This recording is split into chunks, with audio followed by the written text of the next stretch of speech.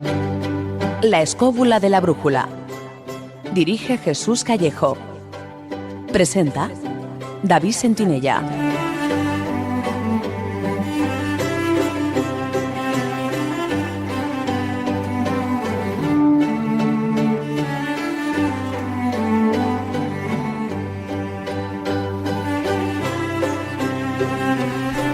Hola, muy buenas noches amigos, ¿qué tal estáis? Desde los estudios de Radio 4G FM en Madrid, os damos la bienvenida a una nueva edición de La Escóbula de la Brújula.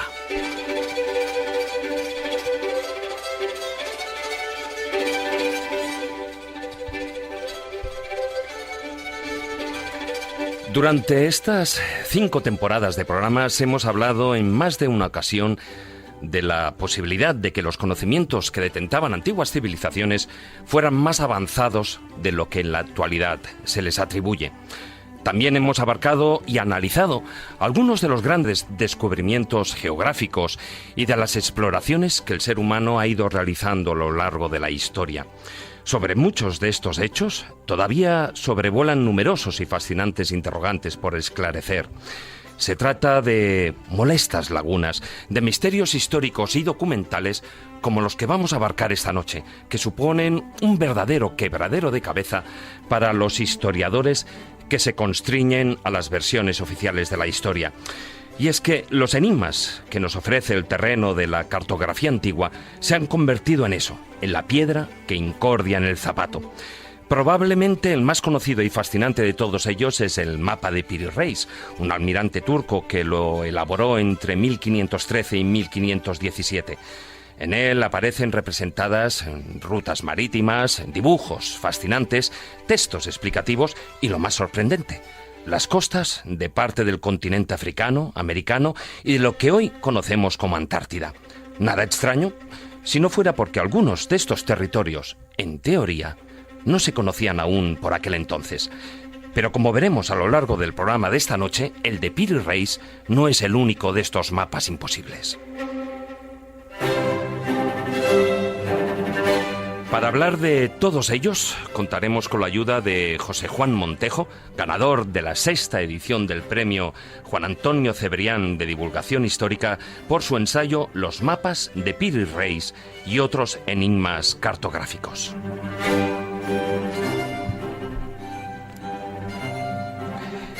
Además, abriremos las secciones con el Zurrón del Caminante para trasladarnos a las Islas Baleares y conocer la judería de Palma de Mallorca, donde surgió la importante Escuela Cartográfica Mallorquina, que al fin y al cabo determinó el desarrollo del conocimiento geográfico medieval y que posteriormente influyó en el proceso de expansión europea a otros continentes.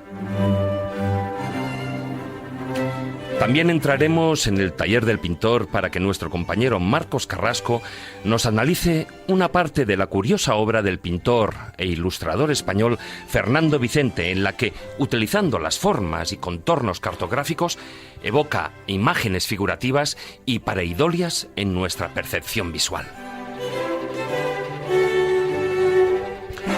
En la sección Casos extraños y extremos, Fermín Mayorga nos traerá los mapas del tesoro que se encuentran en el Archivo Histórico Nacional y que hablan de la ubicación, de tesoros piratas y corsarios, como el de Sir Francis Drake. Y daremos fin a la presente edición con las siempre instructivas enseñanzas y moralejas de los cuentos de Callejo. Esta noche no tendremos el WhatsApp operativo, pero igualmente podéis mandar vuestros comentarios durante el programa a través de Twitter con nuestro perfil @escobuleros y por supuesto también en nuestra página oficial de Facebook, La Escóbula de la Brújula.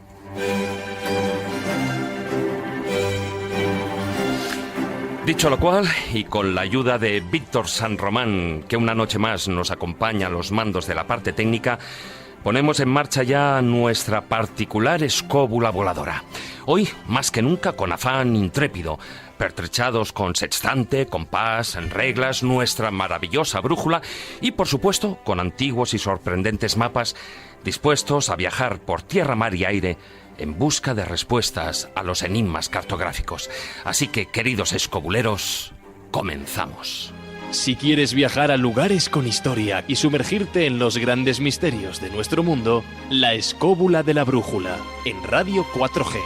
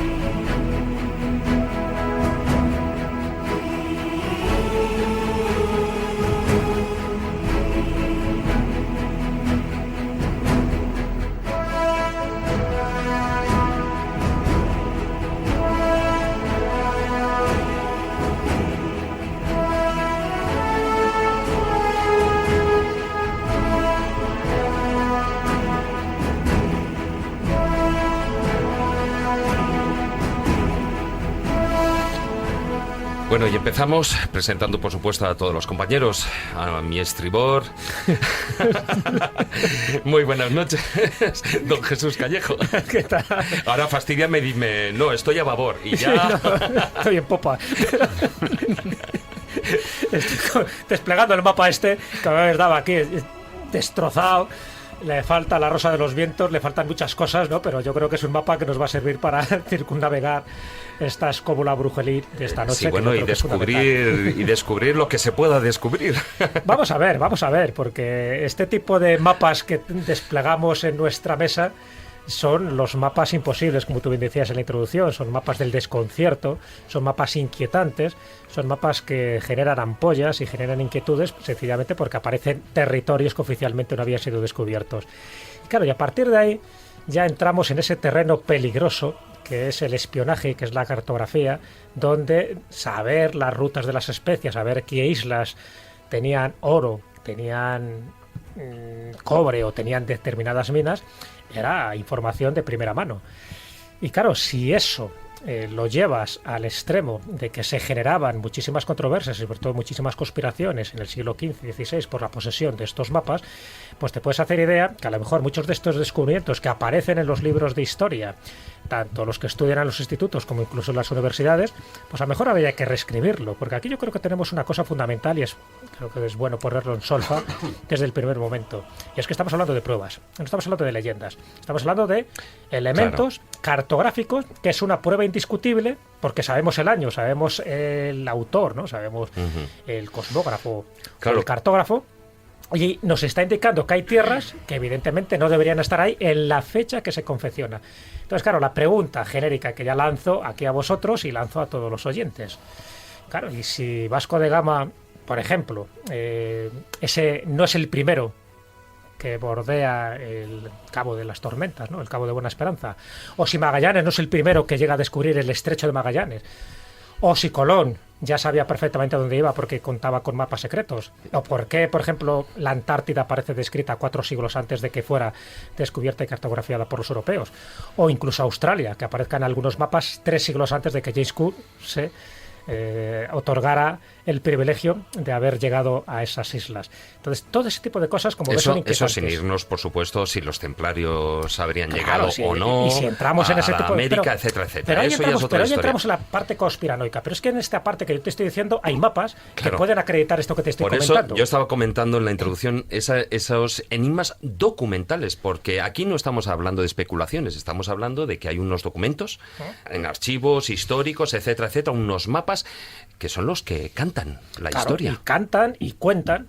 muchísima información. El problema es que estos datos, estos documentos, estos mapas, estos portulanos han estado en secreto, han estado escondidos durante muchos siglos, no de años, muchos siglos. Muchos de ellos han sido descubiertos en el siglo XIX, algunos de milagro, algunos se pensaba que habían desaparecido totalmente. Hubo una destrucción masiva de muchos de estos mapas por cuestiones de interés, es decir, no interesaba que esta información llegara al enemigo. Ten en cuenta que antes lo que era España, lo que era Francia, lo que era el Reino Unido, lo que era incluso las distintas ciudades-estados de de Italia, en fin, tenía sus piques. Esta información era tan importante que cualquiera que revelara estos secretos, su vida corría peligro. Le ejecutaban. Entonces, a partir de ahí, te puedes imaginar el secretismo que ha habido. Muchos han desaparecido, otros han aparecido en el siglo XIX, siglo XX, y cuando han aparecido dice, atiza, pero resulta que esto ya estaba aquí. Y sin embargo nos han dicho que la Florida o la Antártida o Australia o el Golfo de México se descubrió en tal fecha. Pues efectivamente no. Habría que decir una palabra reiterativa, los que nos gusta el misterio, pero que yo creo que aquí es más esencial que nunca. Habría que reescribir la historia. Sí. Secretismo, muy buenas noches, maestro Juan Ignacio Cuesta. Hola, muy secretismo que siempre ha venido unido a esa cartografía y por supuesto ambos han estado ligados, sobre todo y como es de ley, pues la cartografía no habría evolucionado en gran medida si no estuviera ligada evidentemente al tema comercial, a los intereses comerciales de cada país, en este caso, bueno, pues por tanto de Italia como de Portugal, como de España, etcétera, etcétera. Hombre, evidentemente, cuando empezaron los grandes desplazamientos comerciales que oficialmente se atribuyeran a los fenicios, aunque anteriormente habría ya habido bastantes viajes, empezó a conocerse de alguna manera qué era lo que había exactamente en el borde de los mares, y esos testimonios poco a poco pues se fueron recogiendo, seguramente que de boca a oreja, hasta que se llegó a algún tipo de técnica en el que poderlo plasmar. Y aunque aparentemente esa técnica, cuando se desarrolla realmente es a principios del Renacimiento, en etapas anteriores algún modo hubo de reflejar este tipo de conocimientos. Y prueba de ello bien es que, por ejemplo, en las costas de la península ibérica, ya en la hora marítima de Avieno, ya nos vienen, basándose en documentos muchísimos más antiguos, descritos una serie de elementos y una serie de cosas que ya existían anteriormente, como el hecho de las columnas de Hércules, que en aquella época se llamaban Ávila y Calpe, y otros lugares, no la Calpe que hoy conocemos en Alicante, sino la Calpe, que sería el Peñón de Gibraltar, y la Ávila, que constituiría el Monte Musa en lo que es hoy día Ceuta, la zona de Ceuta, aproximadamente.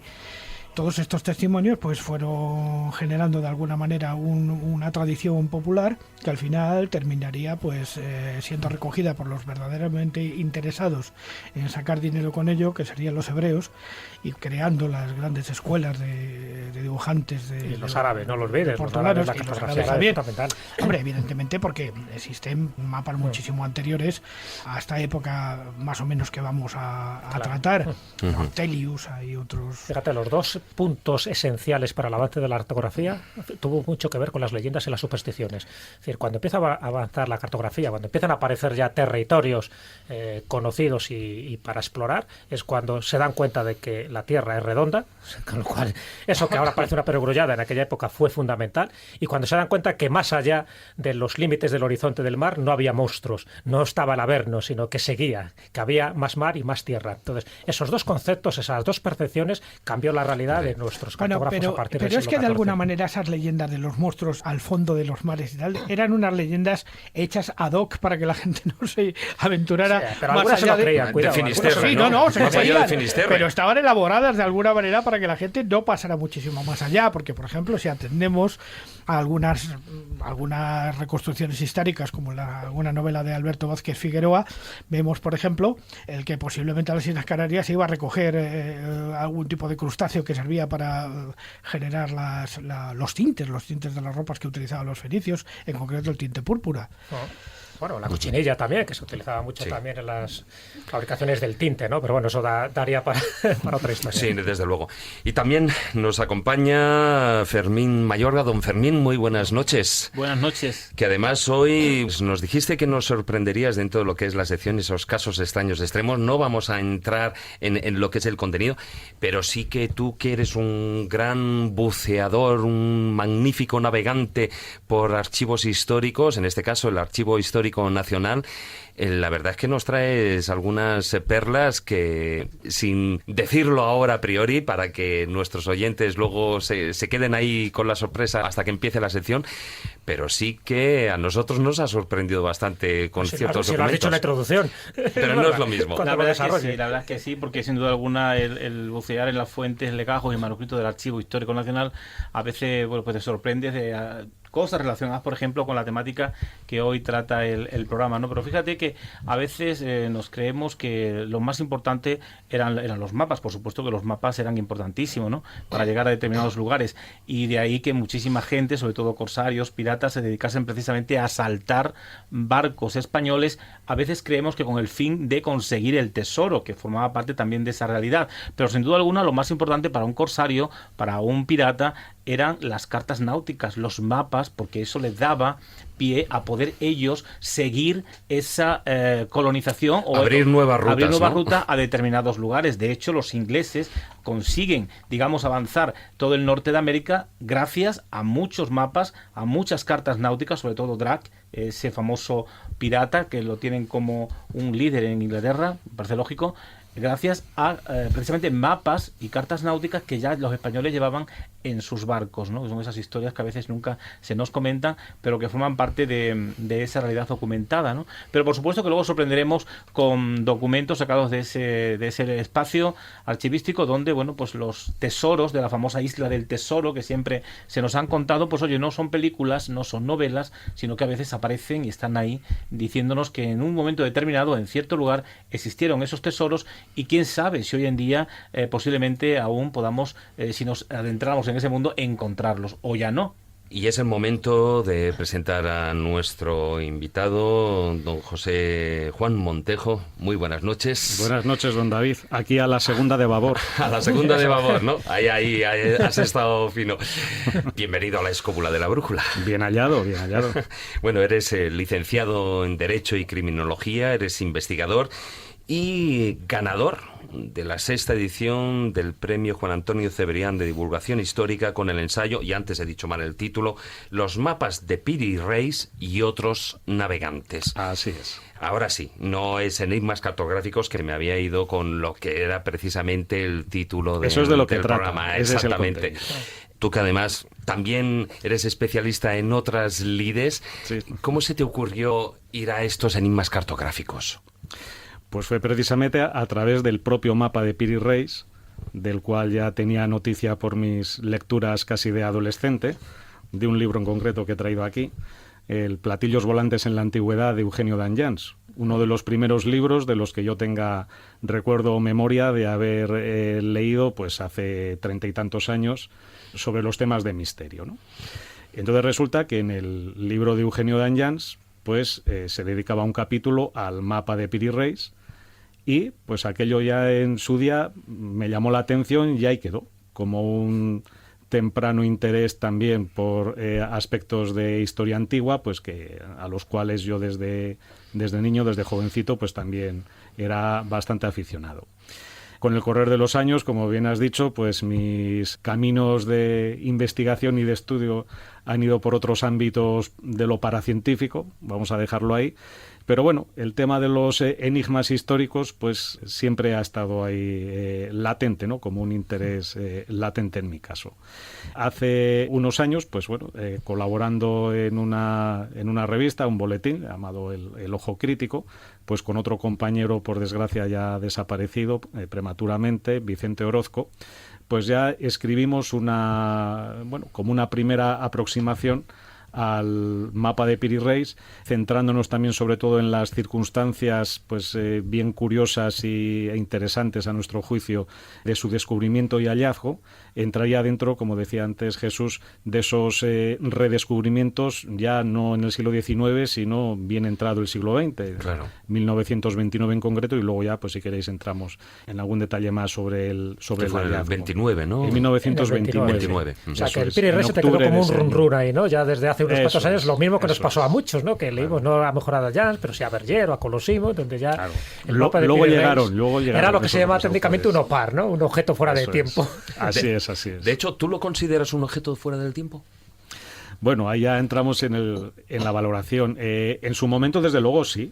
O sea, yo me creí a pies juntillas, bueno, lo que contaba d'Anjans, lo que luego contaba Antonio Rivera en otro clásico, ¿no?, de la ufología española, en el gran enigma de los platillos volantes, que le dedicó un apéndice de los que incluía al final unos anexos, ¿no?, fuera del texto principal del libro de Rivera, y lo dedicaba también al mapa de Piri Reis.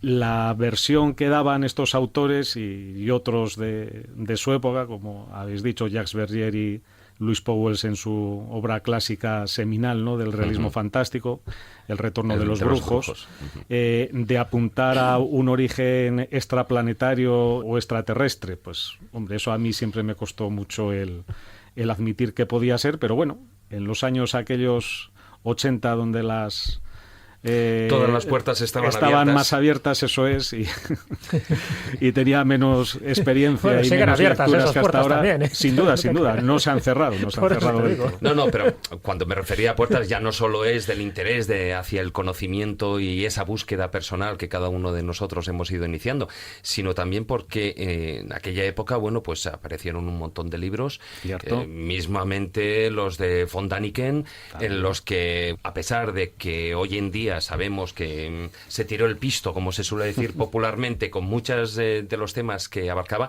sí que nos abrió la mente a otras posibilidades y a la investigación en esa línea, ¿no?, de esos enigmas arqueológicos desde otro punto de vista, claro, posiblemente vías más heterodoxas, ¿no? Exactamente, ¿no? Pero ¿tú crees que Cristóbal Colón fue el primero en llegar a América? Pues preguntado así, no. Preguntado así, no lo creo. No creo que fuera el primero preguntado de otra en llegar manera, a América. tampoco. Pues tampoco. Tal vez estaríamos hablando de los pueblos del norte de Europa. Por ejemplo, claro. ¿Qué De los accedieron? Northmen, ¿no? Los Normen, sí. Eso es. Los escandinavos. Mira que hoy en día los Normen eso está muy qué en manera boga. más rara de llamar a los vikingos. A los vikingos, sí, pero suena muy Todo a es Juego cuestión de de Tronos, rodear. ¿eh? Suena muy erudito. Ahí. Y si ya Ahí, dices de eso Eric se el rojo, trataba. más todavía. Claro. Y rematamos con Leif Erikson, ¿no? Sí, Su ahí digno están, hijo. bueno, pues mapas como, bueno, el Vinland, ¿no? El de Vinland, claro. sería En los uno de que se ellos. supone que llegarían, ¿en qué época? Pues hacia el año 1000. 900 y mucho, el año 1000 y el siglo XI, el siglo XI en adelante. Claro. O sea, yendo más allá de Islandia, yendo Más allá de Islandia, descubriendo y llegando a Groenlandia, efectuando una serie de asentamientos que se prolongaron en el tiempo, llegando incluso pues a existir allí una diócesis, ¿no? un arzobispado, si no recuerdo mal, que pagaba ahí sus diezmos a Roma pues durante unos cuantos siglos hasta que terminó pues por desaparecer. Desde Groenlandia pues los aguerridos vikingos pues seguían mirando hacia el oeste y pues ahí llegarían Eric el Rojo y después su hijo Leif Erikson, con bastantes indicios de que efectivamente arribaron a una serie de tierras, de territorios más allá del oeste de Groenlandia, llegando se supone que al Labrador, a otras zonas del norte de la costa este norteamericana. Y a Terranova. Exactamente, a Terranova también. Pero eso está demostrado, ya no son indicios, eso está demostrado. Eso está demostrado. Más que nada porque existe allí una necrópolis. Por ejemplo. Ya casi hay un parque temático ahí de vikingos, o sea que... Claro. Y hay un personaje, evidentemente, que aparecerá a lo largo de todo el programa, y ya lo iniciamos también con esa música de la banda sonora de 1492. Es el misterioso Don Cristóbal. Don Cristóbal para los Sí, amigos, sí. o Colón, ¿no? Así en el barrio. Eso es. ¿Tú crees que se le ha hecho justicia o se le ha ensalzado más de la cuenta? Claro, lo planteas como que Lo de un planteo lado, tanto de un sí, lado como del otro. Como una dicotomía, pues casi de un lado yo creo que no se le ha hecho toda la justicia que debiera de habérsele hecho, quizás porque en sus últimos años, bueno, pues fueron un tanto grises, cayó en desgracia y eso pues pudo lastrar que hubiera sido un final apoteósico en su biografía, pues quedó un poco entre brumas. Y luego, por el lado del ensalzamiento, pues claro, lo que es la gesta colombina por antonomasia, ¿no? El 12 de octubre de 1492, pues eso, sí, quizás se haya exagerado un poco en el sentido, como indicábamos antes, de que existen bastantes visos de que Colón, Don Cristóbal, pues sabía más o menos a dónde se dirigía. Dejamos aquí esta introducción y vamos a dar paso a las secciones.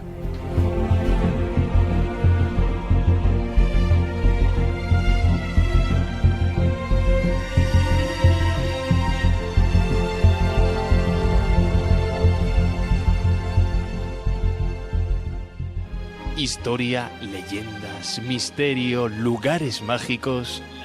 La escóbula de la brújula.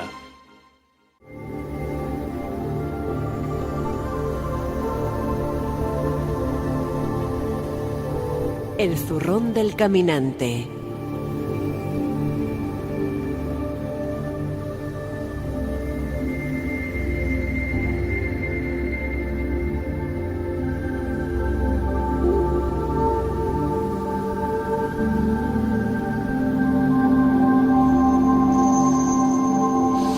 Empezamos las secciones, como habitualmente lo venimos haciendo, con el zurrón del caminante para empezar a hacer suela en el calzado.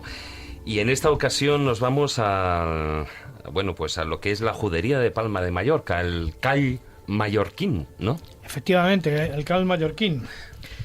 Aunque es cierto que la presencia de judíos, de hebreos en las gimnesias, en la gimnesia mayor sobre todo, que es Mallorca, es muy antiguo, a partir del siglo V aproximadamente, huyendo de distintas presiones que recibieron ya por parte del Imperio Romano y de los pueblos del centro de Europa.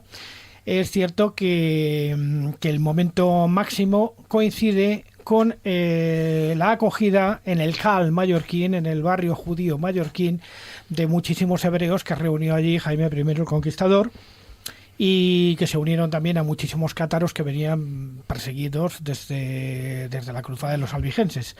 Y ahí es donde se genera la primera escuela, lo que se llama la escuela mallorquina.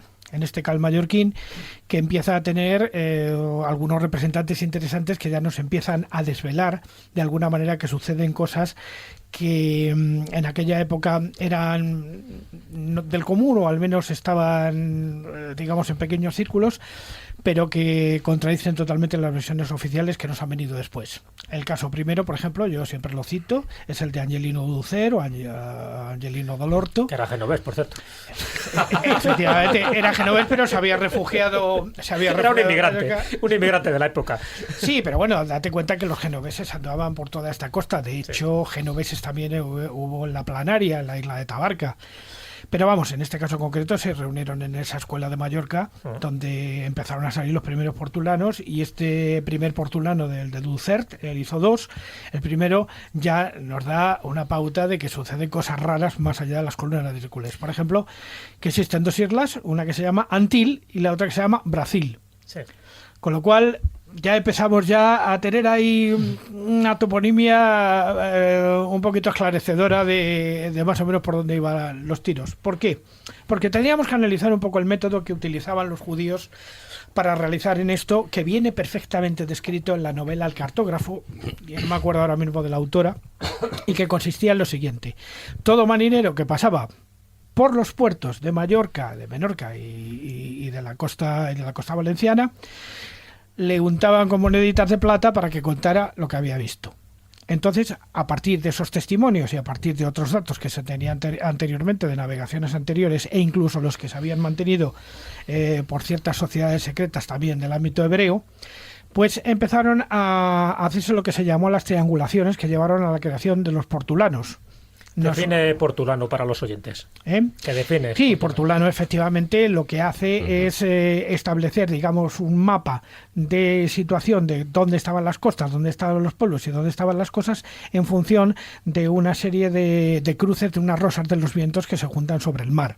Claro, ahí es donde aparece ya detallado, ¿no? Todo esa red de rumbos con la rosa de los vientos. Claro, con la rosa de los vientos, efectivamente. Y que tiene otros posteriormente que empiezan a dibujar cosas tremendas hasta llegar al más importante posiblemente de todos los productos de la época, que sería el Atlas Catalán, realizado por Abraham Cresques y Yafuda Cresques. Yafuda Cresques, del que se supone que luego también fue a la hipotética escuela de Sagres, enviado por Enrique el Navegante. Porque aunque existe mucha controversia sobre el asunto, parece ser que sí que existe un documento que habla de un tal Joao de Mallorca que se había desplazado hasta Sagres, y que en Sagres existía un castillo donde el infante Enrique el Navegante, en ese momento que dirigía la Orden de Cristo, que era la heredera de lo que había quedado de la Orden del Temple, empezaron a hacer investigaciones en el tema cartográfico y además incluso algunos desarrollos de cierta tecnología, como por ejemplo el mejoramiento de quillas o el mejoramiento de timones o la incorporación de ciertos tipos de elementos de navegación.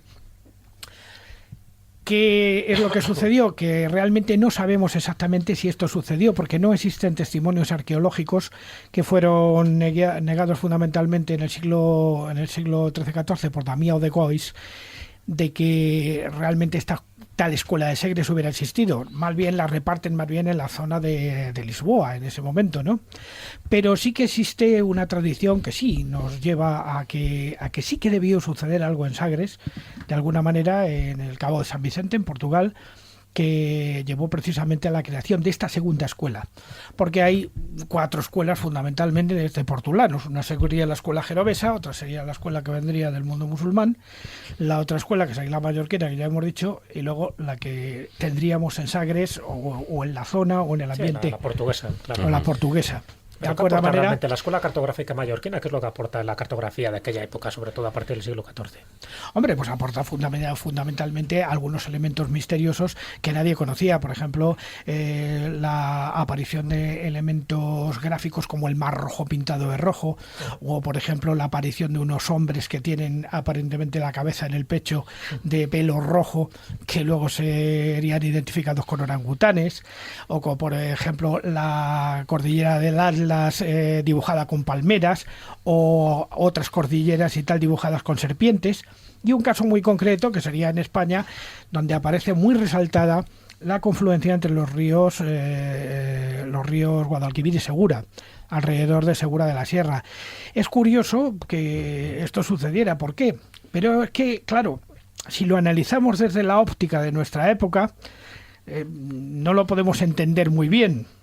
Tenemos que entender que acababa de terminar el Reino de Toledo y que todo el poder se había marchado de alguna manera a repartir entre el Califato de Córdoba y algunas zonas cristianas del interior, que eran las que realmente mantenían esas rafias de frontera, como por ejemplo Calatrava de Vieja, por parte de los caballeros de la Orden de Calatrava.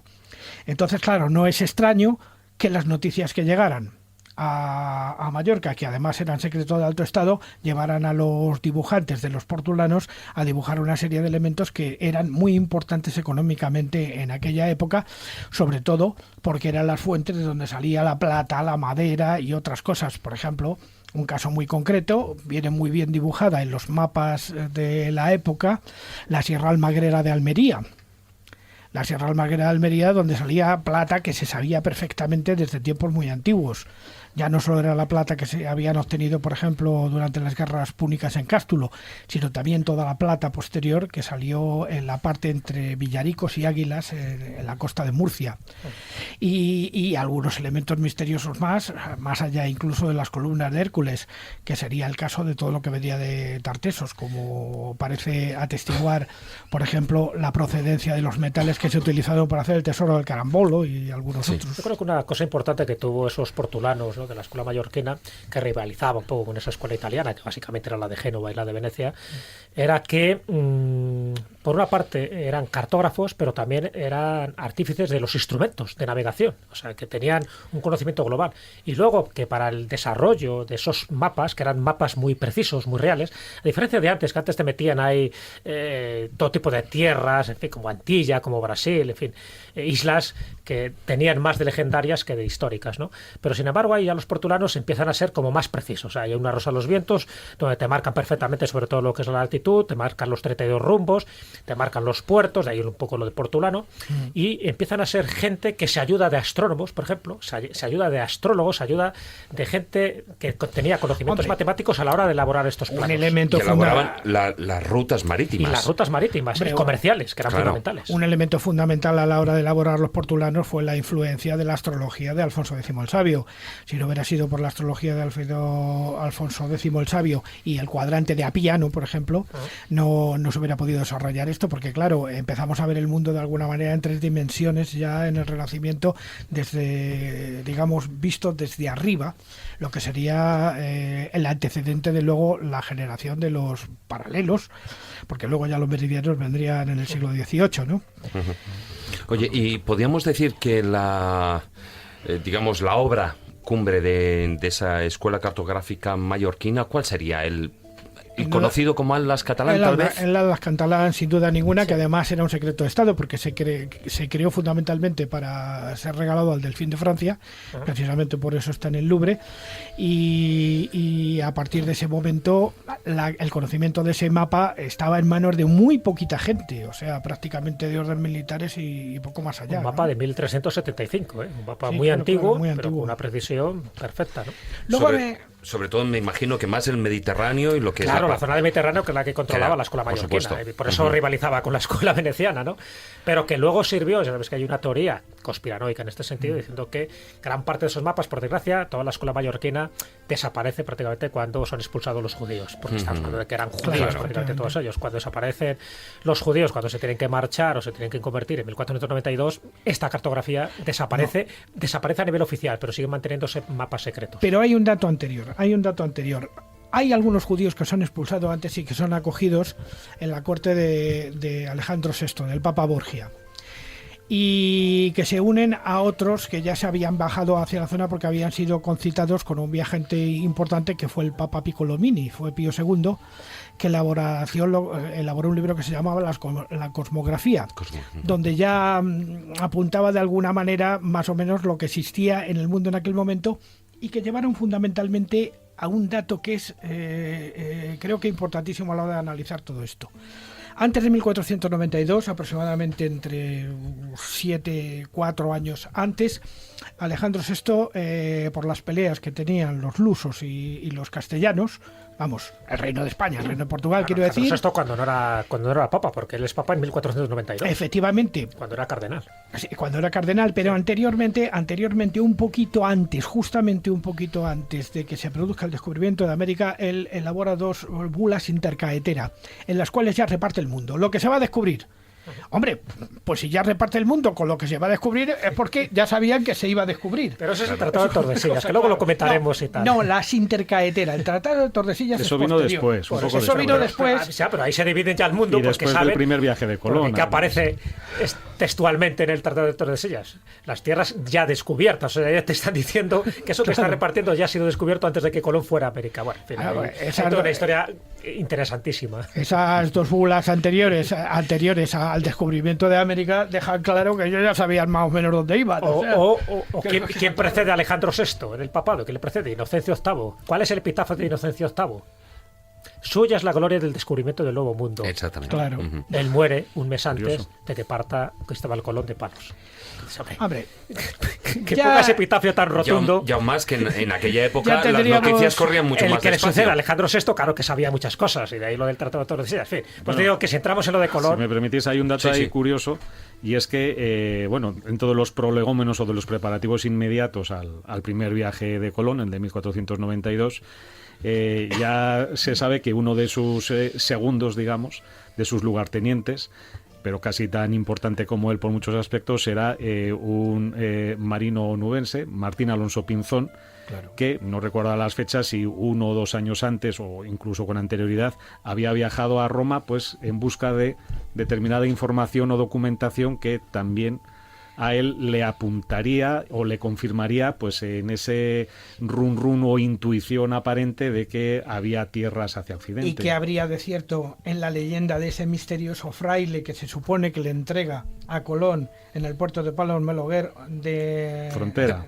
Palos de la Frontera. De Palos de la Frontera, una carta náutica, que no se sabe bien sabido y que se supone que tenía un cierto origen templario. Porque es que luego además, si ya vamos a las teorías que van más allá de esto, nos tendríamos que ir a la de José Antonio Hurtado, la que nos cuenta de que en el Atlas Catalán aparecen unos signos. A eso me refería antes cuando te dije la parte de conspiranoica. Y una D que indica que sería la ruta de la plata que se iba trayendo a Europa. Exactamente, la ruta Teide, desde más que allá es la del que mar. conoció Colón. Bueno, pero eso ya te digo que nos llevaría a otros derroteros donde Ya, si claro. Colón llevaba o no llevaba mapas secretos y sabía dónde iba, ¿no? Eso Claro, e incluso, y eso lo hablaremos en el filandón, yo ahí lanzo la piedra, incluso la posibilidad de que realmente antes de ese 1492 Colón ya hubiera realizado ese primer pues claro, viaje. eso lo dice el Piri Reis. Exactamente, sí, aparece en el mapa, exactamente, en 1480. No, pero no parece solo descrita tierras de América que no se han descubierto, es que en el texto del Piri Reis se dice del claramente. mapa, sí. Y en la traducción del calendario gregoriano correspondería a 1485, o sea, 7 años antes. Sí, el 890 de la Égira, ¿no? Ahí está, Si no de la era recuerdo. musulmana, sí señor. ¿Quieres aportar algo más, maese? No, simplemente, bueno, pues que como vemos la historia no la han contado como les ha parecido oportuno. Que viva Abraham Cresques.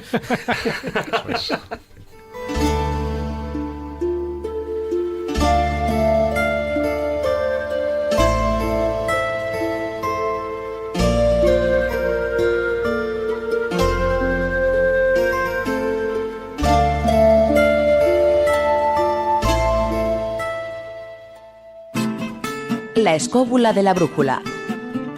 La escóbula de la brújula.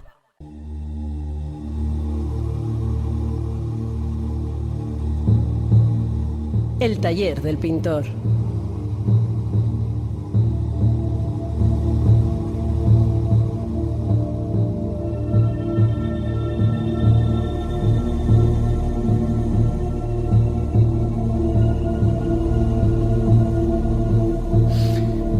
Y entramos en el taller del pintor con unas palabras clave, ¿no? Contornos cartográficos y pareidolias.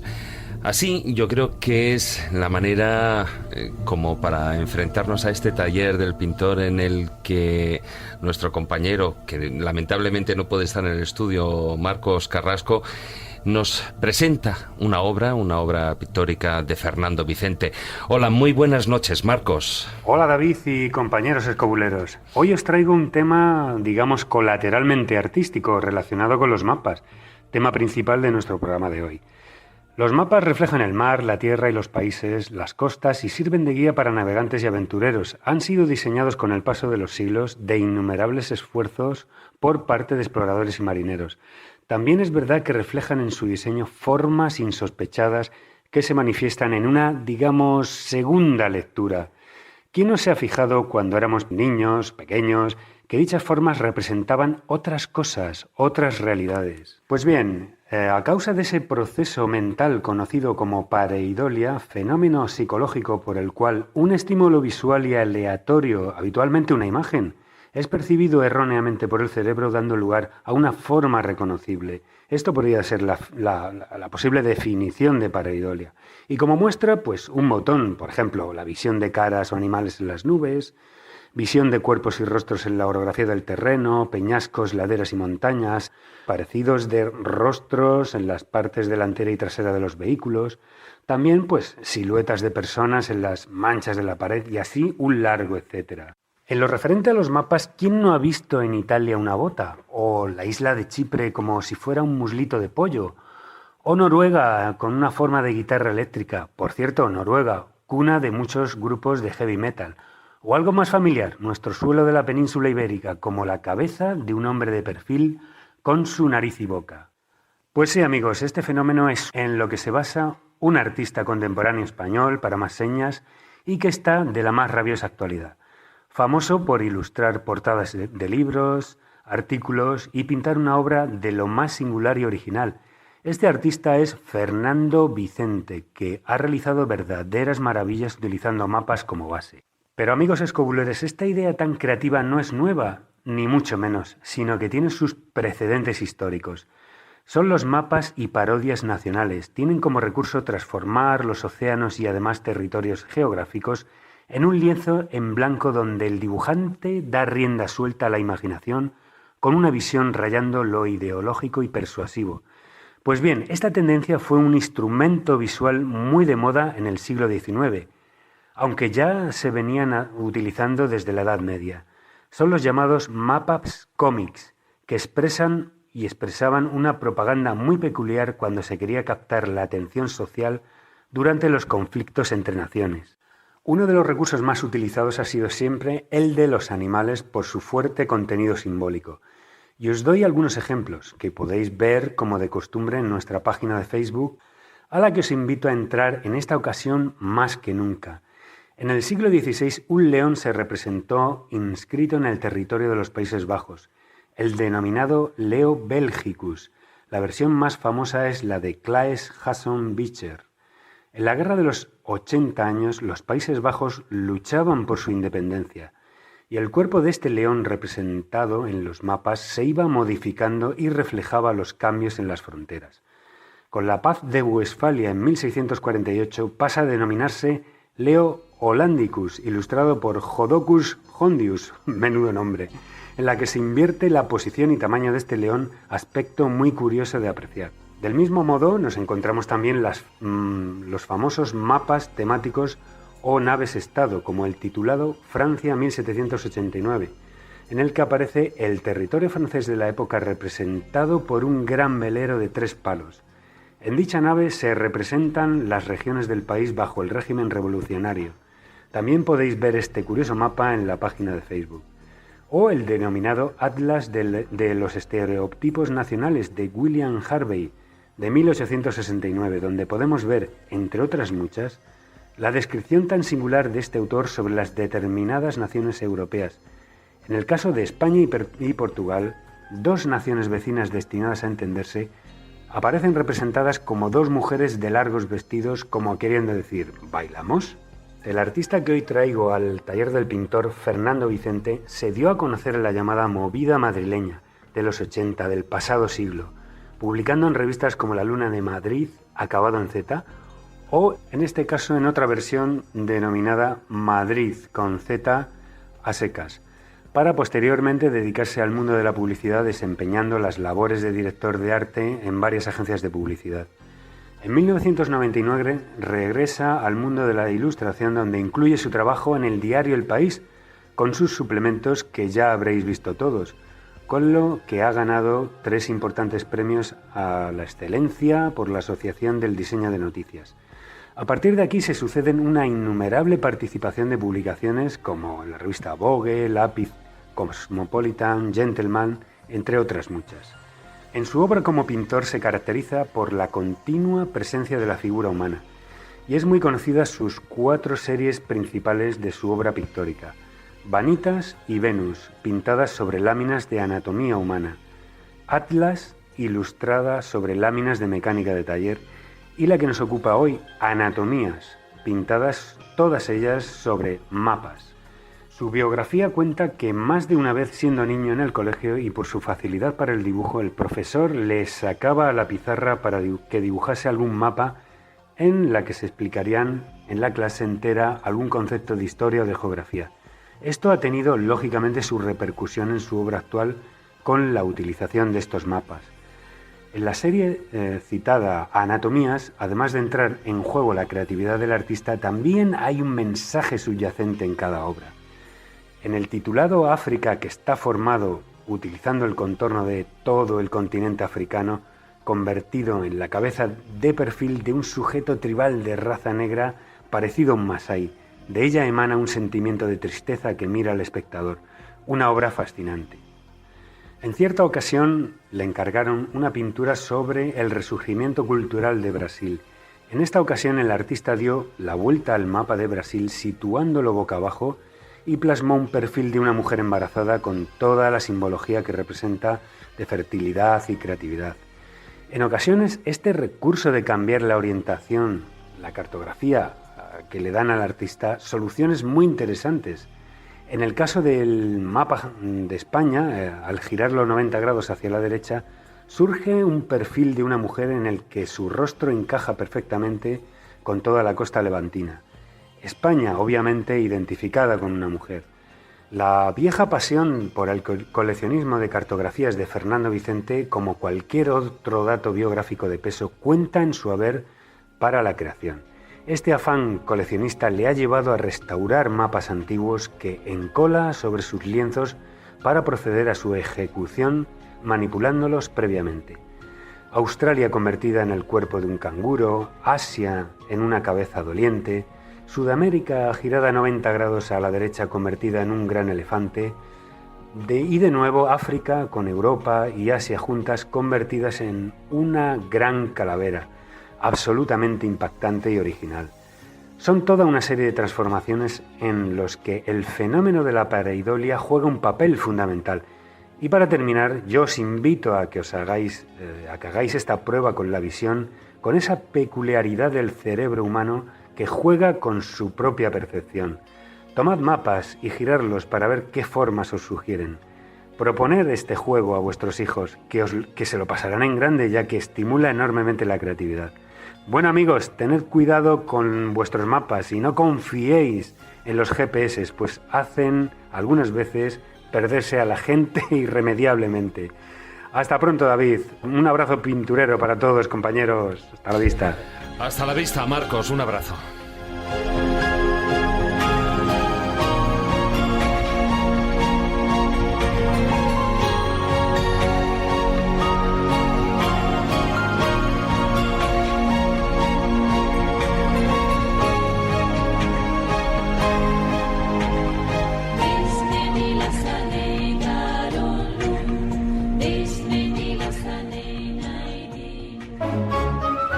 La escóbula de la brújula.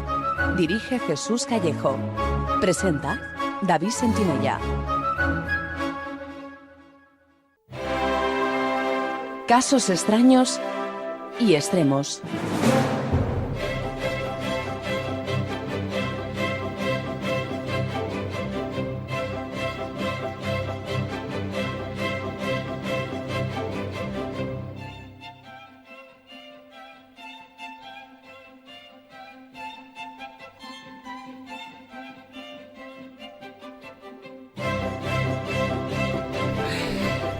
Bueno, don Fermín, vamos, ya hemos adelantado evidentemente ahí en el sumario, decíamos algo de esos, de la ubicación de esos mapas con tesoros piratas y de corsarios, etcétera, etcétera, que habías estado encontrando en lo que es el Archivo Histórico Nacional, pero que, bueno, pues que nos van a sorprender. Bueno, yo no sé si van a sorprender o no. Lo cierto es que hubo incluso, fíjate, personas que por el mero hecho de tener esa documentación de esos mapas van a ser hostigadas y van a ser asesinadas por otros, precisamente porque sabían que ese personaje tenía en su poder, bueno, pues esa cartografía que te indicaba que en un lugar determinado se encontraba un determinado tesoro. Y tenemos el caso, por ejemplo, de Rodrigo de Paz, que dos personajes españoles en Nueva España, Gonzalo de Salazar y Pedro de Almídez, sabiendo que tenía en su poder un mapa del tesoro, digámosle, bueno, pues lo van a coger, lo van a atormentar, y bajo tormento le están pidiendo que por favor diga dónde se encuentra el mapa, porque no lo tiene. O sea, lo buscaron en su casa, digamos, pero no lo tenían, ¿no? Y el tormento al final terminó con la vida de Rodrigo de Paz, que lógicamente no dijo dónde se encontraba el tesoro, pero que estos castellanos además tenían la certeza de que dicho tesoro, que pertenecía al Marqués del Valle, bueno, pues estaba escondido en algún lugar de Nueva España, en la cercanía de la casa de este Rodrigo de Paz, que por cierto era un converso de judíos, ¿no? Pero sin duda alguna, si hubo alguien que tuvo la obligación de esconder tesoros en zona de América, ese fue sin duda alguna Drake, o sea, el capitán Drake, que allí por donde iba robando el oro, la plata de barcos españoles. Se hizo con auténticos motines, pero luego había que también, bueno, pues guardarlo y ponerlo en determinados lugares, ¿no? Bueno, pues este marino, este corsario de Inglaterra, llega incluso, bueno, pues a tener tal cantidad de dinero que en un momento determinado, bueno, pues esconde su tesoro en un determinado lugar, y españoles que sabían perfectamente dónde lo podía tener ubicado te hablan de que Drake hay que intentar primero cazarle como sea para intentar sacarle todo ese tesoro que en un momento determinado él había sacado a los españoles. Lo cierto es que Drake lo van a detener en un momento determinado, luego lo van a soltar, pero el tesoro en sí, por mucho que les dice, al final no va a ser encontrado como tal, y al final, bueno, pues queda todo ahí como en aguas de borrajas, ¿no? Pero los documentos te hablan precisamente de esa realidad, de esa cantidad de tesoro, de riquezas que él acumuló gracias a los ataques a los barcos españoles, y que sabían que en una determinada isla de América, en el documento te aparece incluso el nombre de la isla, que es una isla cercana a Chile, donde además estoy leyendo literalmente los tesoros de Sinfras Drac. El corsario descubrió la bahía de Guayacán, también conocida como la bahía de la Herradura, y pues cuenta que en ese lugar se enterraron joyas recolectadas por piratas como Bartolomé Char, Eduardo Davis y Jorge Anson. Y Drac también estuvo en Valparaíso, donde se apoderó de objetos de valor tanto de las casas particulares como de las iglesias. En una bahía oculta de Papudo se había convertido precisamente en el nuevo lugar para guardar sus tesoros, en el sitio llamado precisamente Quebrada del Francés.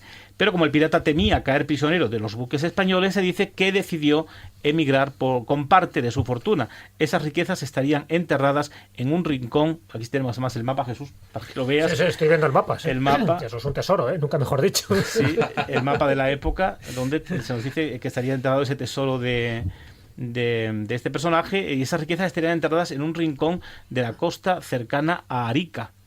Arica, en Chile. En Chile, ¿no? Entre Perú y Chile. Claro, lo bueno de estos archivos, ¿no?, que también profundiza Fermín Mayorga, es que no solo te da el dato que más o menos podemos conocer, ¿no?, en fin, todo lo que eran filibusteros o piratas, en fin, gente que se dedicaba al pillaje, y por supuesto corsarios, que en el fondo Francis Drake era un corsario, ya sabéis que también fue vicealmirante de la Marina, de la Real Marina Británica, pero era un corsario igual que eran tantos, tenía patente de corso, por lo tanto era una piratería legal.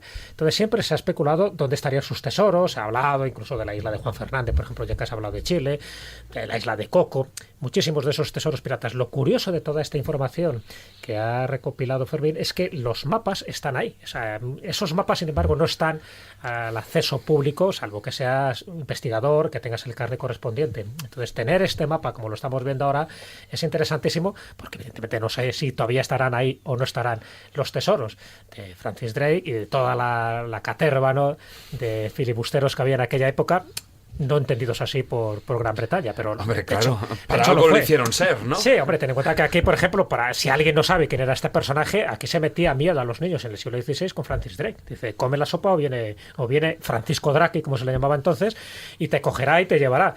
Entonces, como si fuera el Coco, ¿no? Coco. Claro, efectivamente, igual que pasa con Aguirre, con el loco Aguirre, como le llaman, ¿no?, Lope de Aguirre, en Venezuela.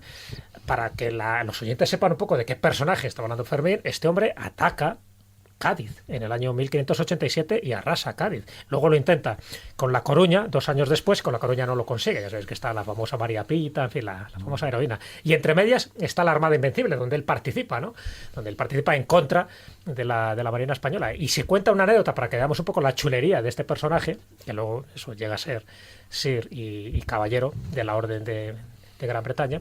La chulería es que él estaba en Plymouth cuando se producen los primeros ataques españoles, ¿no?, de la famosa Armada Invencible, que ya el nombre ya tenía guasa, y él está jugando a los bolos y dice, vicealmirante, que están los españoles atacando nuestras costas. Y, no, tranquilo, yo voy a terminar la partida de bolos, que luego ya los vamos a vencer.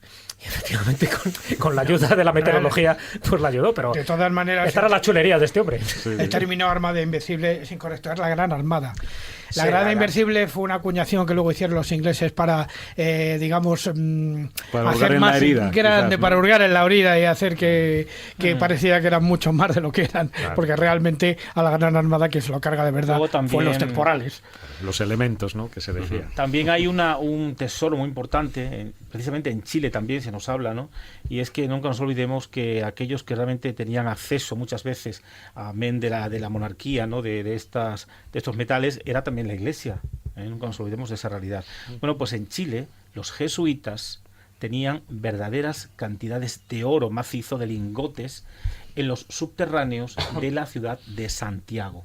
Y aparece un mapa, que lo tenemos aquí también, el mapa de estos túneles de los jesuitas, donde, bueno, pues se supone que estarían escondidos esos tesoros, y cuando llega la expulsión de estos religiosos, bueno, pues que este es uno de los túneles, pero sí, el mapa lo tenemos aquí arriba, dejan ahí el tesoro y se marchan. Y ahí tenemos el mapa de Santiago, donde está en el subterráneo, de alguna forma, lo escondido los tesoros de los jesuitas, que eran cantidades industriales de lingotes de plata y lingotes de oro, ¿no? Podemos poner estos mapas luego en la página. Sí, los vamos a poner en la... bueno, podemos ponerlos, ¿no? Sí, sin ningún problema, claro que sí. Ya no te cortan la cabeza por revelar esta información. No, hombre. Fíjate, y nuestros oyentes de Allende los Mares, ahí en Chile, que los tenemos y muy buenos amigos. Podrán seguir las pistas, ¿no? Claro. A ver si se van a hacer ricos a costa nuestra. Bueno, vamos, pues oye... Pues luego que manden algo al otro lado del charco, a la inversa, ¿no? Además se dice el documento, se dice que existen túneles subterráneos que conectan todo Santiago, que se habrían construido para comunicar secretamente los centros de los conventos, en especial los miembros de la Compañía de Jesús. Congregación, te sigue diciendo el documento, congregación que además tendría tesoros escondidos desde su expulsión de Chile en 1787. Sí, en esos años cuando los expulsan allí, sabes que fue una expulsión gradual, ¿no? Tanto en Portugal, en España, Italia. Los pobres jesuitas cayeron en desgracia precisamente por la influencia que tuvieron, ¿no? De ahí lo del Papa Negro, un poco cuando se habla del general de los jesuitas. Pero es curioso, ¿no? Porque eso también se habla de Perú, se habla de México, ¿no? De Nueva España. Y lo que no sé es si Pedro Valdivia sabía o no sabía de la existencia de estos túneles, ¿no? Que fue el conquistador de Chile. Pedro de Valdivia también era otro personaje que también tenía afianzado un gran tesoro en su poder y que además es vox populi en todo Chile de esa historia, ¿no? Y se dice que está precisamente en el camino que une Pitrufquén con Villarrica, de acuerdo al relato oral. Pedro de Valdivia habría enterrado su oro obtenido en los lavaderos de Quilacoya ante la sublevación indígena hacia él.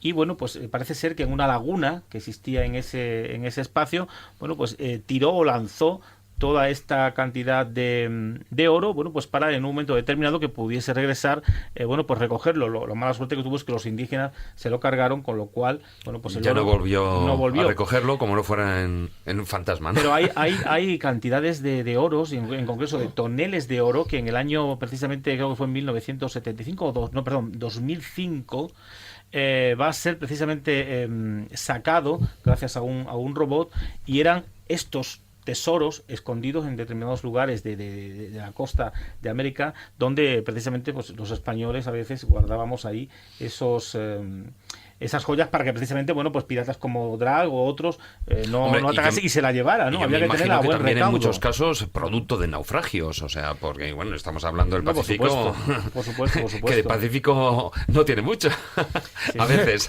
Bueno, pero lo mismo que el Cabo de una Esperanza, tampoco tiene mucho, porque crees que lo llamaron el Cabo de las Tormentas. Son nombres que se dan precisamente para que la gente, los navegantes de entonces, no tuvieran tanto miedo, porque eran muy supersticiosos, ¿no? Como eran todos los marineros. O sea, que muchas veces los nombres están hechos precisamente para eso, para generar un estado de conciencia y un estado psicológico donde, no es tan fiero el león como lo pinta. Luego vas allá y dice... Al Cabo de las Tormentas lo rebautizó un monarca portugués, ¿no? Del siglo XV. Claro, sí, porque decía, hombre, es que el Cabo de las Tormentas, dice, nadie lo va a doblar, ¿no? Exactamente. Entonces, más allá del primero, y habrá que animar a los siguientes, ¿no? De hecho, el buque fantasma marinos famoso, portugueses para que siguieran esa nueva ruta. El Cabo de las Tormentas y el Cabo de Hornos. O sea, que siempre los cabos eran peligrosísimos por las corrientes que hay, por los vientos que hay.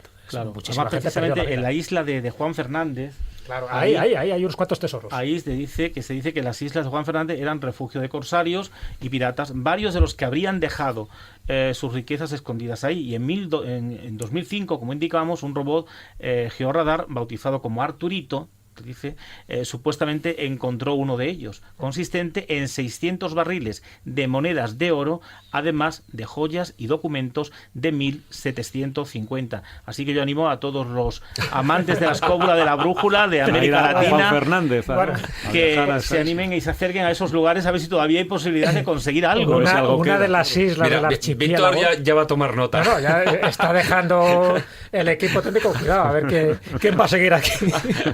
Tranquilo, que luego te diremos la ubicación exacta. Atento a este dato. En el archipiélago de Juan Fernández, una de las islas donde supuestamente está este tesoro, un tesoro además que ya con una genealogía maldita, en fin, con pedigrí, ahí está la isla de Robinson Crusoe. O sea, que te quiere decir que donde ocurre la famosa epopeya casi, toda la aventura de Robinson Crusoe de Daniel Defoe, es ahí. No, y también está inspirada la isla del tesoro de Stevenson.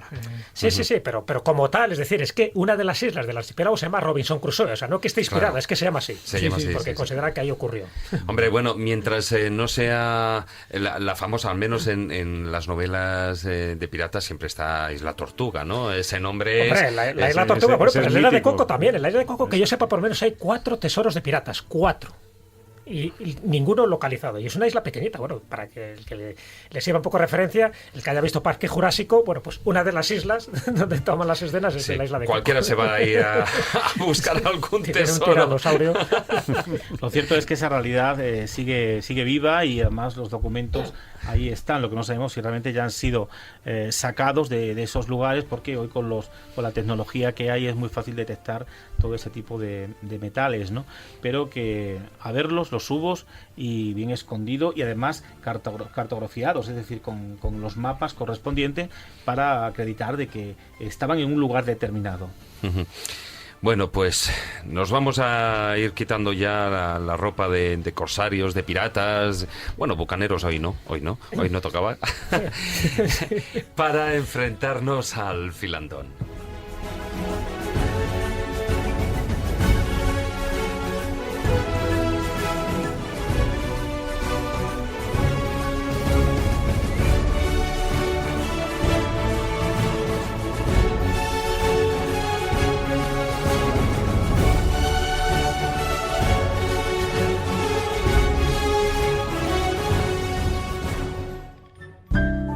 La escóbula de la brújula.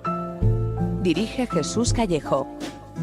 Presenta David Sentinella.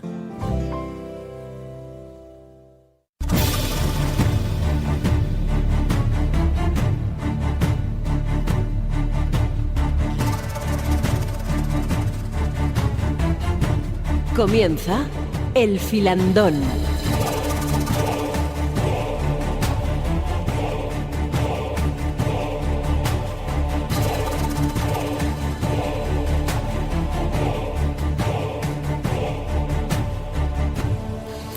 Las 11:09 de la noche de este viernes estamos en pleno programa de enigmas cartográficos acompañados de nuestro invitado de José Juan Montejo, el ganador de esa 6ª edición del premio Juan Antonio Cebrián de divulgación científica por su Histórica. obra. Ay, y dale, hoy tengo el día, de divulgación histórica con el ensayo Los mapas de Piri Reis y otros navegantes. Y empecemos, como no, José Juan, con Piri Reis, ¿no? Piri Reis, el famoso mapa Trazado, realizado por el almirante turco, fue encontrado en el museo, en el Topkapi, ahí en el Escorial, en 1929, y retomamos En Estambul. En Estambul, ¿no? Retomamos de ese principio cuando estamos planteando esas fechas, ¿no? Pero ¿quién fue exactamente Piri Reis? Pues fue un almirante turco, como bien dices, marino, cartógrafo, corsario también, y bueno, pues un intelectual también de su época, ¿no? Pues con una obra cartográfica no solo como trazador o dibujante de mapas, sino también como autor de un libro que se consideró durante el siglo XVI pues como uno de los mejores compendios y recopilaciones sobre la navegación en el Mediterráneo. Si lo digo bien en turco, es algo así como Kitab-i Barille, que es el traducible más o menos, como el libro de los mares. Uh-huh. En este libro, además, que se publicó en 1526, o sea, 13 años después del año que se considera de realización del mapa de Piri Reis, pues resulta curiosamente que el mapa en sí pues anduvo perdido o extraviado durante varios siglos, pero en cambio la obra que he mencionado, este libro de los mares o Kitab-i Barille, de Piri Reis, ya era conocida no hubo nunca una pérdida documental ahí. Y cuando se redescubrió, ahora explicaré el motivo de utilizar este verbo, el mapa de Piri Reis en 1929, precisamente ese libro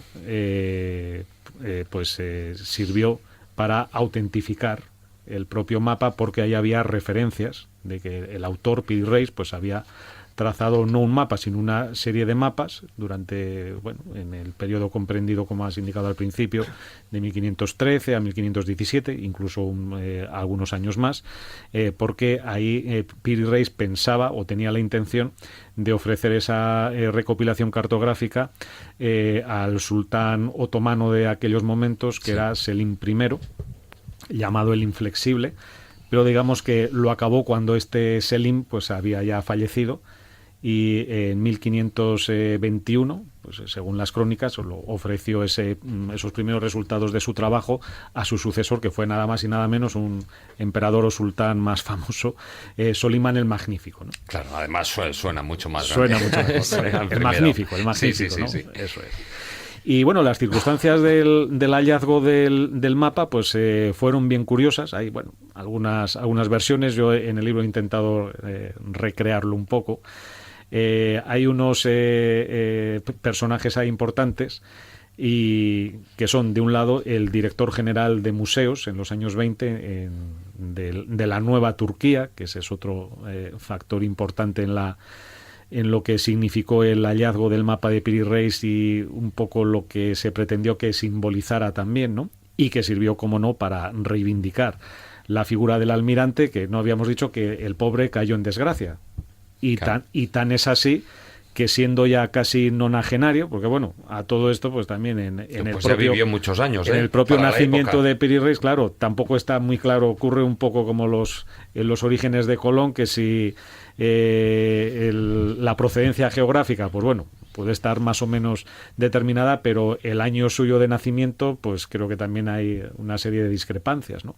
Pues en el caso de Piri Reis, pues se considera como año de convención, ¿no? Más o menos aceptado, de nacimiento en 1465, pero no está claro. Puede ser unos años antes, unos años después. De todas maneras, yo creo que ahí la palabra clave es recopilación. Es decir, Piri Reis, como estamos diciendo, elabora el mapa en 1513, 1517, bueno, más o menos durante esos años. Es el más conocido, pero es una serie, uno de los mapas que él exactamente trazó. Y estamos hablando de que es una recopilación. Él habla de que en los archivos, en lo que es la biblioteca, etcétera, etcétera, él bebe de diversas fuentes. Correcto. Y ahí es donde está la clave, porque si bien cuando en el mapa de Piri Reis estamos hablando de que aparecen detalles de las costas y territorios en los que en aquella época de su realización no habían sido descubiertos todavía, él está hablando, incluso en el propio mapa, él dice que él ha recopilado esa palabra que digo clave, ¿no? Ha recopilado esa información de otros mapas anteriores. De nada menos que de 20 planisferios llega a hablar. Claro, es que el mapa de Piri Reis no es solo el mapa en sí, o sea, el dibujo pues de una zona de África, del litoral africano, del litoral americano, de supuesta o probablemente una parte de la Antártida, del norte de la Antártida, se habló de la tierra de la reina Maud, etcétera. Pero en el mapa de Piri Reis hay una serie de notas manuscritas en el margen o en la parte izquierda del mapa que, pues con el correr del tiempo, pues también se han ido rescatando, se han ido traduciendo, y que vienen a ser pues el complemento o la explicación ideal de lo que significa ese mapa. Unos 24 textos ahí, si no me equivoco, ¿no? Sí, dividido en notas, eso es. Uh-huh. Entonces, en una de esas notas, pues Piri Reis habla de las fuentes que él habría utilizado. Entonces él se refiere a unos 20 planisferios. A algunos de ellos habla de la época de Alejandro, el señor de los cuernos de oro. Yo en el libro, bueno, pues doy otra opción. Pues dos cuernos también, ¿no? Que le llaman. Exactamente. Sí, de los de carnero. Entonces, si se acepta esa antigüedad, ¿no? Del siglo IV, III antes de Cristo, pues ahí habría una serie de mapas de la época de Alejandro el Macedonio, pues que habrían sido parte de las fuentes empleadas por Piri Reis.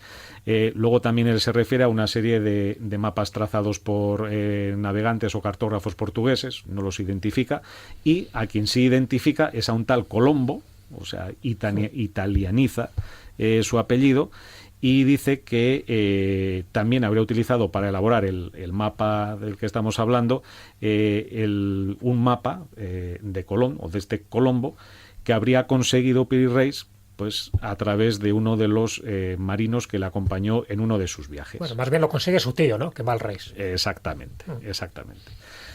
Kemal Reis era pues otro almirante otomano que navegó pues en la última parte del siglo XV y hasta 1511, en que falleció. Él participó también en algunas campañas importantes de una de las primeras guerras turco-venecianas, hacia 1499, 1500, y realizó también pues otra parte, digamos, extraoficial, un poco se podría hablar con la analogía de las patentes de corso que se han mencionado aquí, pues de los corsarios ingleses del siglo XVI, pues también había corsarios otomanos, ¿no? Y Kemal Reis pues era uno de ellos, y su sobrino Piri, pues digamos que se formó como navegante, pues un poco al albur o a la sombra de su propio tío, ¿no? Entonces, en una de esas navegaciones por el Mediterráneo, entablaron combate las naves de Kemal Reis con una flota española y salió vencedor, y entre los prisioneros que habrían tomado, pues uno de los marinos habría sido o participado en uno de los viajes de Colón. Se supone que este marino pues llevaba una copia pues de uno de los mapas que habría trazado Colón, y de esa manera pues habría pasado a manos de el propio Piri Reis. Como él decía en una de esas notas, Piri Reis y su tío y otros marinos otomanos en esa época decían algo así como que no daban cuartel, ¿no?, a los infieles eran los cristianos. Claro, de hecho a Colón lo vamos, le llaman de infiel, evidentemente, ¿no? Cuando dicen, pues eso, que fue... Sí, le tildan así. Sí, directamente el genovés infiel, ¿no? Exactamente, sí. Bueno, todo lo que no era musulmán era infiel, o sea, que tampoco, igual que todo digo, lo que no era cristiano también era infiel, era era hereje, o sea, tampoco tiene nada de especial. Pero bueno, lo interesante, un poco al hilo de lo que tú estás comentando, es que, claro, estamos hablando de un texto que aparece en ese mapa de 1513, donde se dice claramente que ese marinero llevaba una copia del mapa de Colón. Exacto. Entonces ahí, para mí, es una prueba no única, sino que hay más que se podían juntar con más detalles, de que realmente la información que tenía Piri Reis para trazar esos dos mapas, por cierto, solo nos ha llegado uno, ¿no?, el más interesante desde mi punto de vista, que es el de América. Luego el de Europa se ha perdido, ¿no?, en esa piel de gacela en el que se dibujó en su momento. Pero lo interesante es que dice eso textualmente, que ese marinero, que había tenido varias travesías con Colón, pues llevaba una copia. El problema es que, fíjate lo importante para mí que es eso, ¿no? Yo creo que no se nos escapa. Primero porque dice una fecha que tú ya comentaste antes, ¿no?, el 890 de la Égira, que incluso aunque el cero final fuera un 6, correcto, aún así seguiría siendo antes de 1492, que eso en parte correspondería con lo que se dice por parte de otros historiadores, otros investigadores más heterodoxos, que Colón ya había estado en esas tierras, sabía perfectamente dónde iba, y de ahí las exigencias del Tratado de Tordesillas diciendo que le nombraran vicealmirante, que le nombraran gobernador, virrey, y que le dieran un diezmo de todo lo que se iba a encontrar, porque él sabía que se iba a encontrar. Entonces, claro, esa información para mí es clave, porque te está dando, por una parte, te está diciendo que era genovés, te está diciendo que llevaba un mapa, porque el marinero de Colón tenía una copia, y te está diciendo que ya antes de 1492 sabía perfectamente a dónde iba. Entonces, claro, si eso no es una prueba, que venga Dios o Alá. Exacto, cualquiera de los dos. Además era una razón bastante potente, porque él lo podía haber conseguido también a través de lo que ya se ha comentado aquí, ¿no? A través de, bueno, gracias a los templarios, en este caso, cuando estuvieron en Jerusalén y en la famosa biblioteca de Alejandría, donde estaban inicialmente todos estos mapas, y que van a ser los que se van a traer esas riquezas para España también, para que luego precisamente, bueno, desde la Orden de Cristo, como bien indicaste, Maese, en Portugal, para que los portugueses pues pongan en pie todos sus descubrimientos, y en España con los templarios españoles que estuvieron también en este territorio, también pudiesen traer esos mapas desde Alejandría, desde la famosa biblioteca, pues es posible que Colón bebiese de esa fuente, ¿no?, amén de otros muchos mapas que hay también. Pero también hay una fuente sospechosa, seguramente desaparecida, y es el hecho de que los templarios tuvieran el puerto de La Rochelle y tuvieran que rodear todas las costas de Portugal y de España para entrar en el Mediterráneo, cuando podían haber tenido el puerto perfectamente en Mansella. O sea... Es que lo tenían también. Es que Sí, tenían no, varios claro. puertos. El de La Rochelle es el que tenía en el Atlántico. Pero tenían otros puertos en el pero Mediterráneo. ¿por qué un puerto en La Rochelle? Porque un puerto en La Rochelle si no era para ir un poquito más allá de... Claro, lógico. Bueno, ahí entraríamos en interesantes. Sí, no, interesantísima porque, probablemente. como bien sabes, me interesa mucho, ¿no? El famoso secreto Temple, ya sabéis que hay muchos autores que dicen que sería exactamente que llegaron a explotar minas en Centroamérica y eso es lo que les sirvió para financiar pues muchísimos de los proyectos y lo que generó las envidias posteriores hasta el punto de que cayeron en desgracia. Pero que luego se habría perdido el recuerdo Que de luego eso, se ¿no? pierde, Sería pero una de las sin entrar en el críticas. tema templario, digo, es apasionante, además que derivaría un poco, como decía también David, una vez que desaparecen, pues bueno, varios de los templarios quedan sumidos en distintas órdenes, entre ellas la Orden de Montesa y también la Orden de Cristo, y por lo tanto sus conocimientos cartográficos podrían ir ahí. Bueno, en el caso de Colón, yo no iría por la vía templaria, que es interesante, yo iría por otras vías. A ver, Colón, ¿con quién se casa? Ya sabes con quién se casa. Se casa con Felipa Moniz, que era la hija de Perestrelo, que era el gobernador de Porto Santo, que es una de las islas de Madeira. Es decir, estamos hablando de un personaje que tenía información privilegiada y portulanos y cartografía a la que pudo haber accedido Colón. Además, estamos hablando de un famoso prenauta, de un navegante anónimo, en fin, que lo encuentra en La Gomera, aunque tú en tu libro comentas Sí, que era Madeira. que podía ser Madeira también. Que era en La Gomera, por lo menos yo cuando estaba en La Gomera certifican que por allí estuvo, y que ese navegante o prenauta, incluso tiene nombre, ¿no? Le llaman anónimo, pero en fin, sería Alonso Sánchez de Huelva. Sí, Sería le otra bautizó pista. así Garcilaso de la Vega ya. Es mucho Garcilaso después. de la Vega, El Inca Garcilaso. Y luego, Sí. y aquí quiero poner un punto para que contestes, pues yo creo que además tú tienes una información muy válida, ¿no? Se habla un poco de la cartografía china, ¿no? Hemos hablado de la judía, hemos hablado de la árabe, pero hay una cartografía china, y ya no solo hablo del almirante Zheng He y de esas travesías que hizo a partir de 1405, ¿no? Hasta 1421, que es el título que tiene de Gavin Menzies, que es, por cierto, el que defiende esta teoría. Según él, Colón llega a tener uno de los mapas que hizo esta flota del tesoro de Senge, ¿no? De este gran almirante chino, que no era chino, por cierto, pero bueno, era un almirante eunuco que al final lo adoptan allí por sus grandes conocimientos náuticos. Y esa cartografía le llegaría precisamente por la cartografía veneciana. Nicola da Conti sería uno de los cartógrafos de aquella época, donde uno de los viajes de la flota del tesoro, pues hace una copia de las distintas tierras que se iban descubriendo. El problema es que todos estos mapas desaparecen porque cuando terminan estas travesías de Zheng He, en fin, el emperador chino ya es otro y el que está ya no le interesa para nada ese tipo de descubrimientos y ordena quemar todos los archivos, lo cual es una pena porque se podía atribuir muchas más cosas a los chinos de las que atribuimos ahora. Bueno, pues dicen que una de esas flotas llega a Venecia, Nicola da Conti copia un mapa más o menos en el año 1423 y luego se convierte en el famoso mapa secreto de 1428 que ha desaparecido, pero en el 1428 aparecen ya las costas de Australia, aparecen las costas de América, en fin, aparecen cosas que no se habían descubierto oficialmente y a través, en fin, de la cartografía secreta que pudo tener la Escuela de Sagres o a través de Porto Santo, a través de Dios sabe qué, el hecho es que Colón accede a uno de esos mapas. ¿Tú crees que los chinos tuvieron una influencia principal no solo para el mapa de Piri Reis, sino también para esta cartografía secreta que bueno, pues se desarrolló a partir del siglo XV? Sí, pues es muy plausible, desde luego que sí. Entonces, pues sí, puede ser que el famoso secreto o mapa secreto de Colón, ¿no? El que en sus entrevistas con Fernando e Isabel Sí. y cuando fue sometido pues a aquellos consejos en Castilla para ver si le daban el visto bueno a su proyecto expedicionario o no, pues no, las crónicas ya en su momento, las contemporáneas a él, decían que Colón se reservaba, ¿no? un secreto y que no lo quería revelar porque hasta que no le dieran, si acaso, el visto bueno a su proyecto, ¿no? Entonces, quizá ese secreto de Colón podía ser pues un mapa, ¿no? Donde él ya pues tuviera bien presente a dónde iba a ir, quizá con alguna confusión en cuanto a las distancias, ¿no? Eso no, podría quizá, ser seguro, y casi se le revelan. Claro. Calculó mal, porque él no tenía las medidas, ¿no? Las medidas correctas. Claro, sí, tenía las medidas tolemaicas, terrestre. pero no las de Eratosthenes, que eran los 40.000 kilómetros de circunferencia. Entonces ahí casi se le revela, ¿no? Pero yo creo que el secreto de Colón era el huevo de Colón, no era el mapa. No era el mapa. Pues mira, a lo La mejor famosa habría que anécdota del cambiar. huevo de Colón surge ahí, precisamente, esas discusiones que tiene la Universidad de Salamanca, donde, bueno, coloca el huevo, que no es de él, por cierto.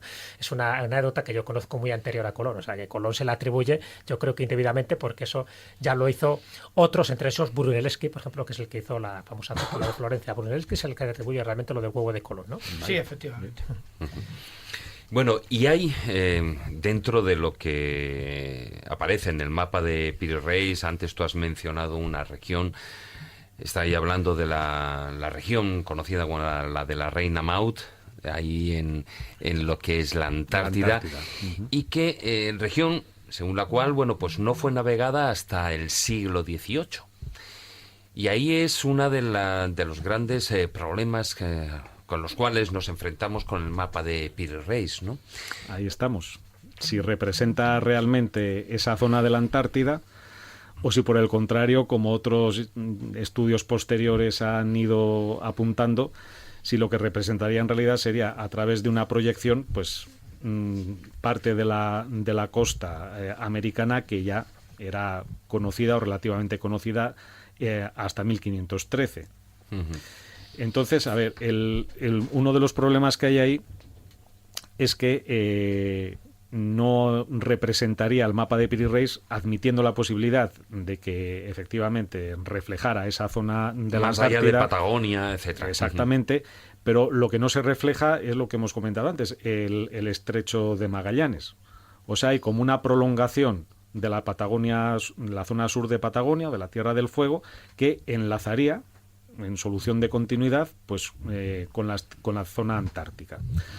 Entonces, claro, un mapa tan preciso como el de Piri Reis, que no hubiera tenido en cuenta la existencia o la intuición, hubiera barruntado el propio estrecho de Magallanes, ¿por qué? ¿No?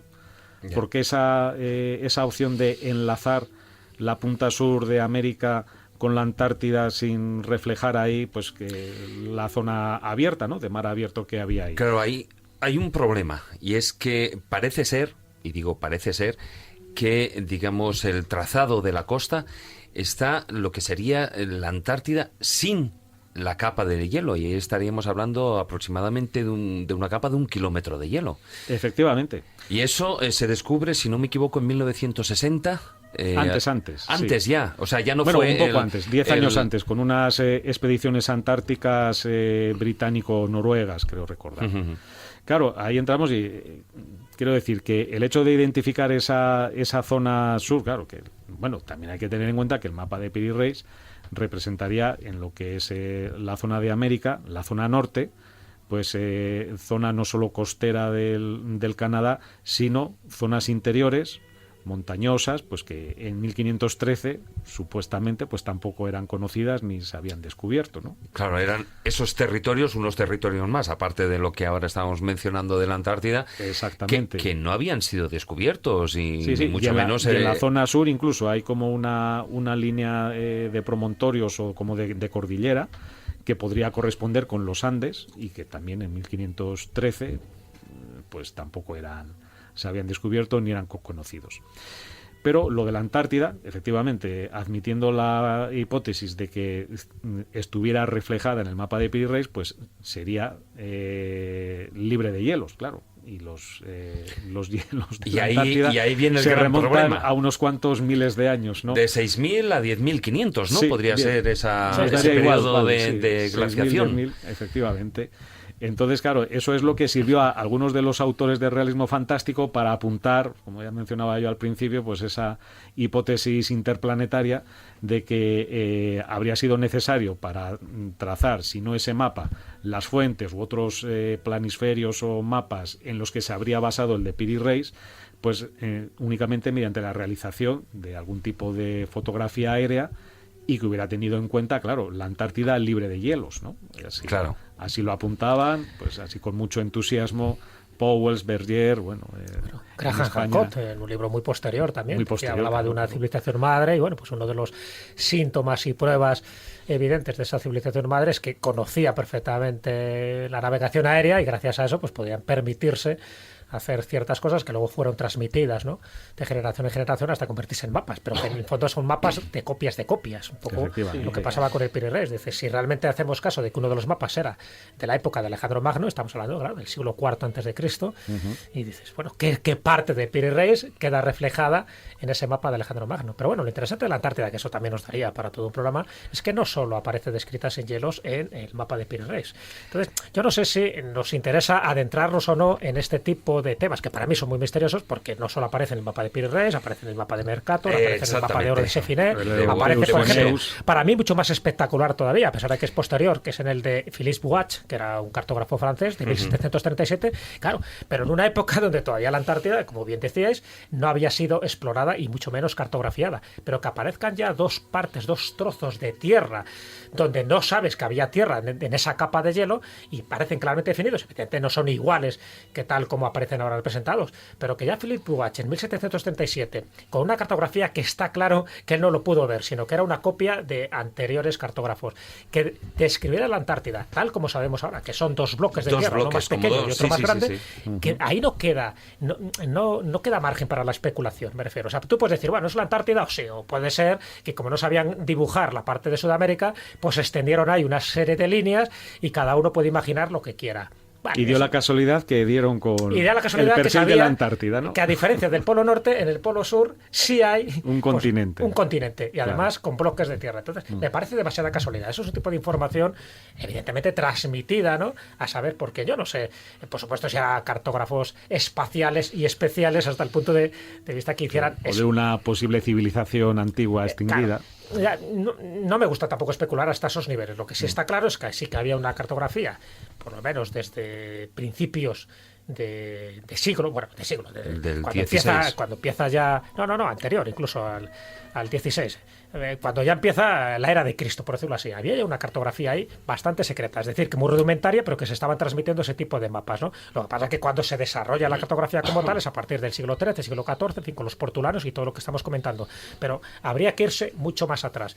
Para mí lo más interesante, es un poco la pregunta también que te quiero hacer, José Juan, es, para no centrarlo solo en el Piri Reis, que bueno, me parece interesante, pero ya hemos hablado otras ocasiones. Sé que hay otro mapa que tú describes en tu libro y que nos toca más de cerca, porque además es un mapa que podemos ver en el Museo Naval y que también tiene muchísimas curiosidades y yo diría que muchísimos misterios. El de Juan de la Cosa. Ay, ¿De qué cosa hablamos?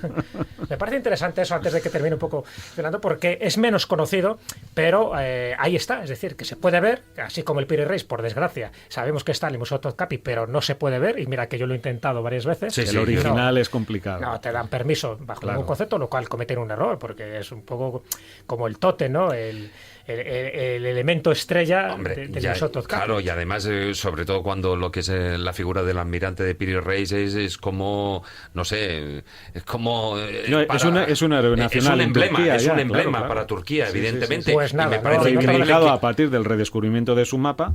Bueno, antes apunté que tan es así que cayó en desgracia, que siendo casi nonagenario, pues él se le encomendó el mando de una flota, me parece que compuesta de unos 30 navíos o así, para conquistar Ormuz, ¿no?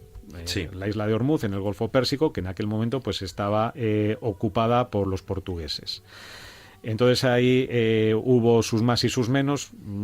Él sitió, ¿no? Sometió a asedio Ormuz, pero no consiguió vencer la resistencia portuguesa. Entonces él regresó con parte de sus navíos y de pues una serie de tesoros también que había conseguido pues a partir de donativos, no se sabe muy bien si voluntarios o forzosos, de algunos habitantes de la zona. Más bien forzosos, sí. Exactamente. Y regresó con dolor de cabeza, que sí. Exactamente.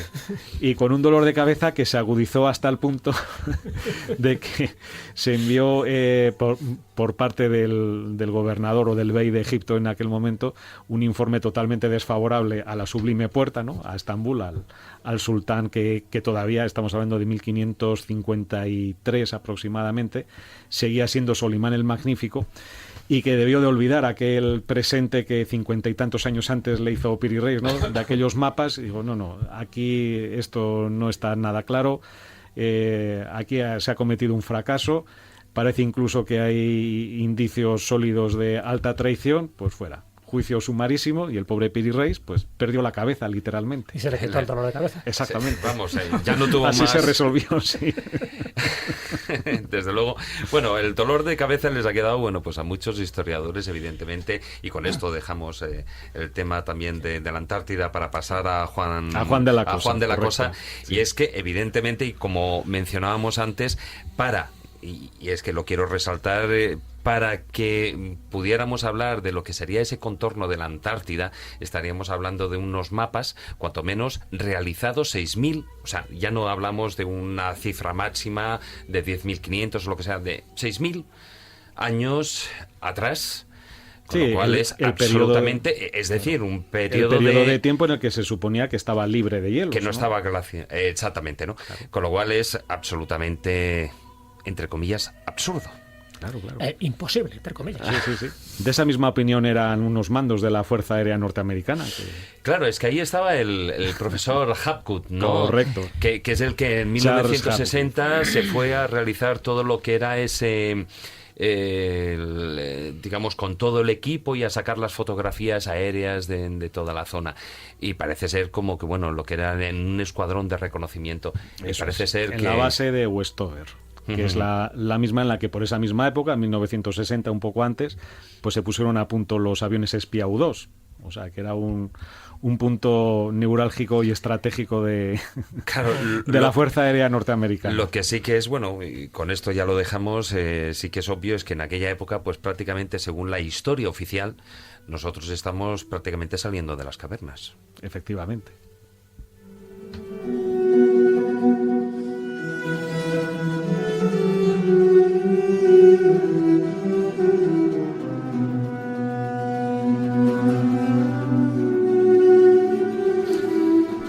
Y vamos, para no perder más tiempo, esta breve pausa que hemos hecho para respirar y coger fuerzas, porque ahora viene un tema muy importante, el mapa de Juan de la Cosa. Así es. Bueno, pues el mapa de Juan de la Cosa se remonta a 1499, 1500 o 1501 y resulta que reflejaría pues no solo las tierras o los lugares que se acababan de descubrir pues en el primer viaje de Colón, donde él era el patrón de una de las naos, precisamente. Luego en el segundo viaje también acompañó a Colón, pero ahí ya curiosamente no iba en calidad de capitán o al mando de la flota, ¿no? Porque ya fue una pequeña flotilla, ¿no? La del segundo viaje de Colón a América. Sino que ella fue en calidad de piloto y cartógrafo. Entonces ya eso nos da una pauta pues del nivel de conocimientos que podía tener Juan de la Cosa como para trazar en los años siguientes un mapa que bueno, pues fuera lo suficientemente fiable y digno de confianza sobre esos terrenos recién descubiertos. Pero resulta que en ese mapa, que bueno, está suficientemente comprobado, ¿no?, que es de 1500, por admitir esa fecha de modo convencional, representaría, por ejemplo, en la costa este norteamericana, la Florida, o sea, el apéndice, ¿no?, de todos conocido, hombre, está ahí más o menos esbozado. Atentos, un mapa de 1500, donde aparece la Florida, que se descubre en 1513. Eso es. Con el desembarco de Ponce de León, que iba en busca de la fuente de la juventud. Exactamente. Y también reflejaría pues otras zonas del Caribe, pues que en la época en que trazó su mapa Juan de la Cosa, pues no estarían todavía descubiertas oficialmente. De hecho, es el primer mapa donde aparece América, cuidado. O sea, el primer mapa donde aparece la palabra América es el mapa de Wassermüller de 1507, pero el primer mapa donde ya aparece cartografiada Norteamérica es en el de Juan de la Cosa, que es menos conocido, por eso digo que hay unos que se llevan la fama, pero evidentemente el primero claro, hay que reivindicar un mapa oficial patrio, y conocido, ¿no? A lo mejor luego hay alguno más anterior, ¿no?, pero de momento no lo conocemos. Sí, y además eso, como sabías tú también, Jesús, que conocemos el mapa Juan de la Cosa casi de casualidad o de chiripa, ¿no? Es lo que te iba a decir, que ha llegado el milagro. Que tenemos la suerte de que está en el Museo Naval de Madrid. Madrid. Aquí en Madrid, correcto. ¿Y el laguito que hay en la zona de México? ¿El qué, perdón? El laguito que hay en la zona de México. Pues mira, a ver, ¿qué será? ¿Qué será? Que por cierto también está el Golfo de México, aparte de la Florida, es decir, aparte de que hay tierras ahí que no habían sido exploradas, por eso digo que los oyentes hagan un poco idea cronológica de lo que estamos hablando. Es un mapa de 1500 casi con total seguridad, pero posiblemente dibujado pues un año o 2 años antes, porque esas cosas tardaban, ¿no? Además es un mapa bastante voluminoso.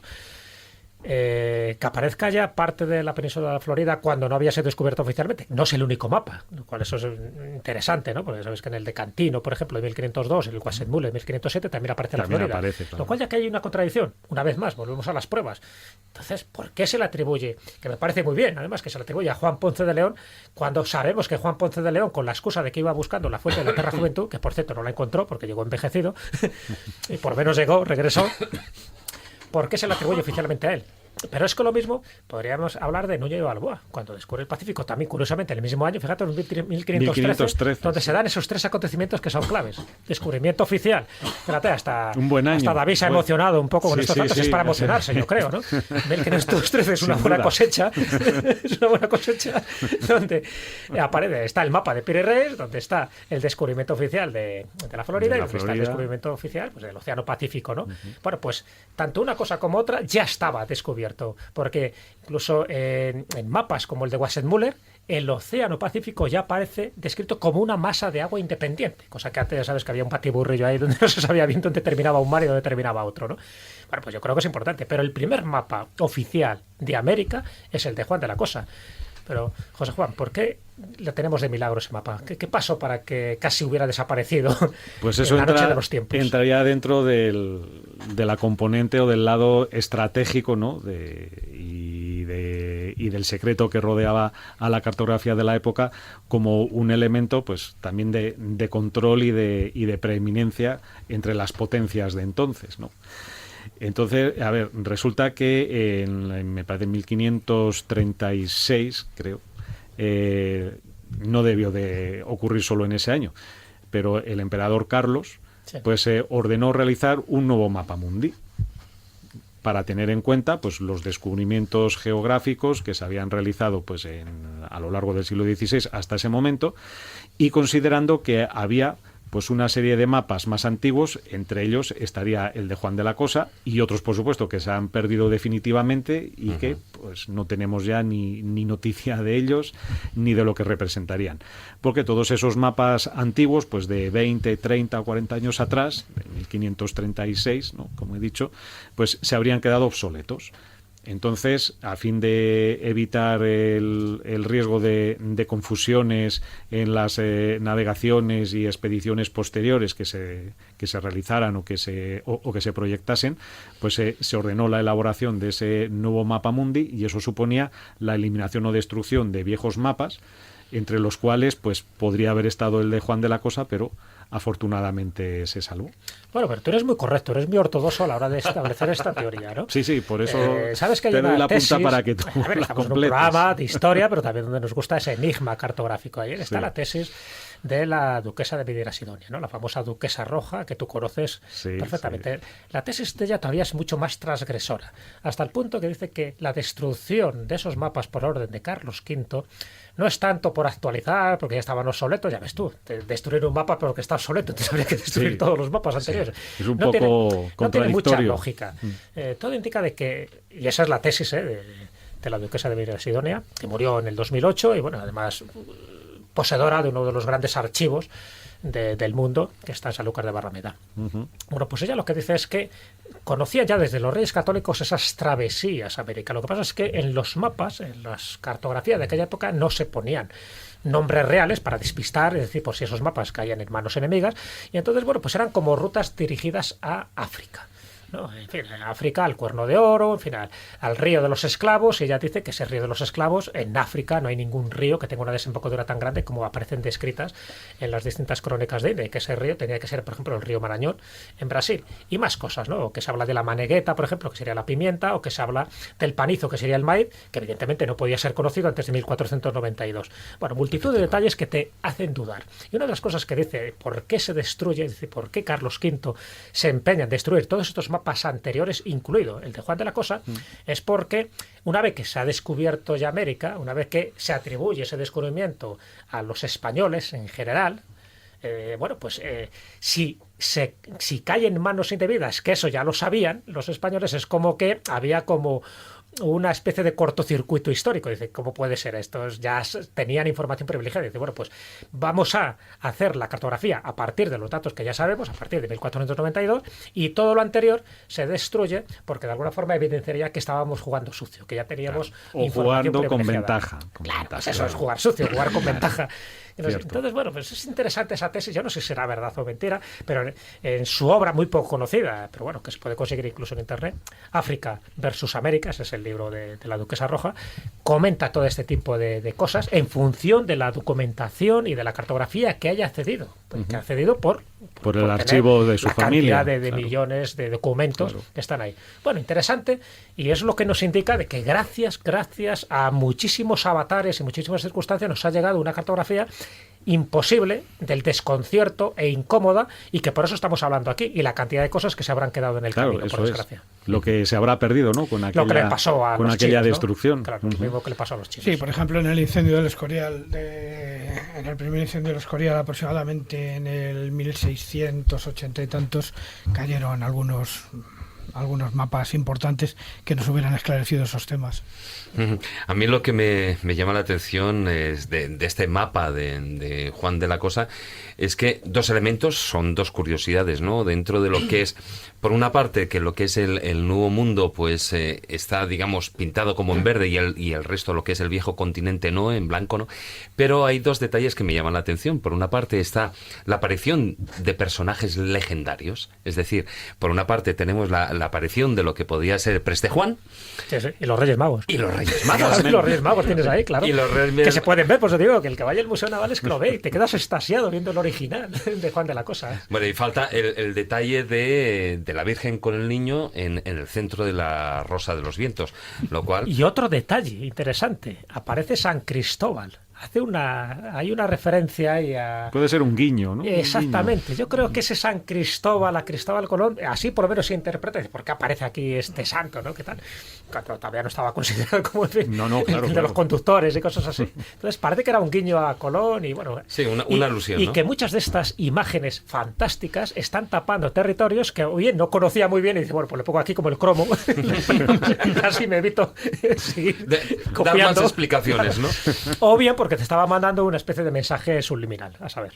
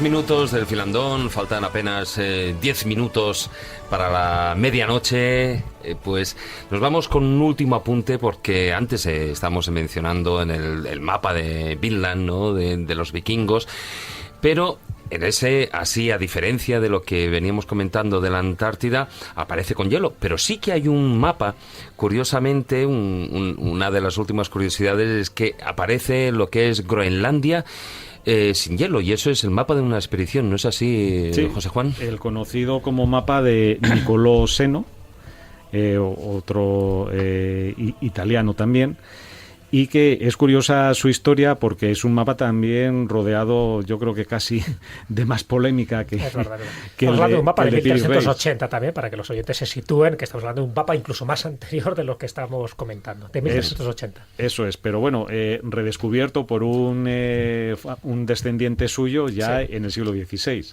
Sí, Si por no los recuerdo Sinclair mal. de Eso es. Escocia, efectivamente. Exactamente. Con lo cual, una de las dudas es si ese mapa, admitiendo que la versión de este descendiente de Nicolò Seno pues fuera correcta, como dices, Jesús, pues nos quedaríamos con que era un mapa de 1380, pero podía caber la duda de que este descendiente, pues bueno, se lo hubiera atribuido a un antepasado suyo y que en realidad pues lo hubiera trazado él mismo, ya claro, con más conocimiento de causa en el siglo XVI.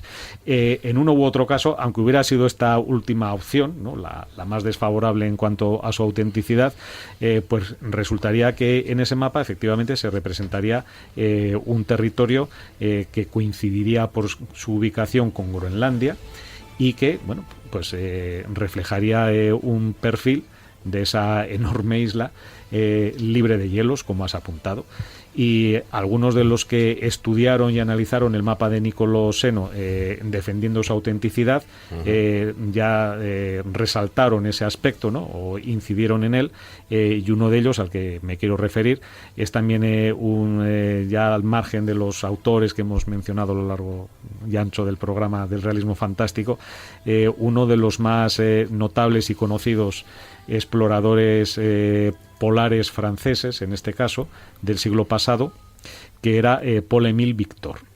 Entonces, Paul-Émile Victor, en los años 60, pues escribió un libro que aquí llegó a España, se tradujo, la versión española se titula Los Polos, y entonces ahí él, pues no solo se refiere al mapa de Piri Reis, engrosando la lista de autores, pero claro, en este caso no insisto en la importancia de alguien procedente del sector del realismo fantástico, donde bueno, pues ahí la fantasía pues a lo mejor podía estar más presente, sino en este caso era un explorador polar, de los que habían hecho pues viajes tanto al Polo Norte como al Polo Sur, y que pues era una persona seria, digamos, ¿no?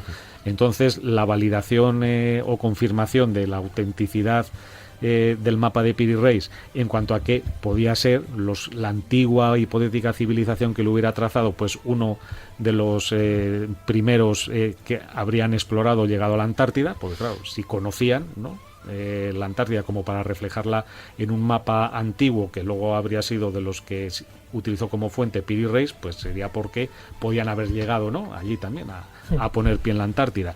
Y también de paso, pues entre los mapas que estudió y analizó Paul-Émile Victor, pues estaría el de Nicolò Seno defendiendo su autenticidad, porque precisamente también, igual que en el de Piri Reis se reflejaría la Antártida libre de hielos, pues en el de Seno se reflejaría Groenlandia libre de hielos. Libre de hielos.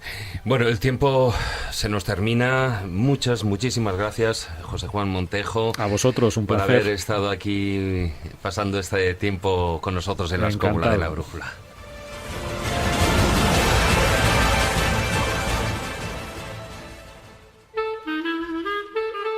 La Escóbula de la Brújula.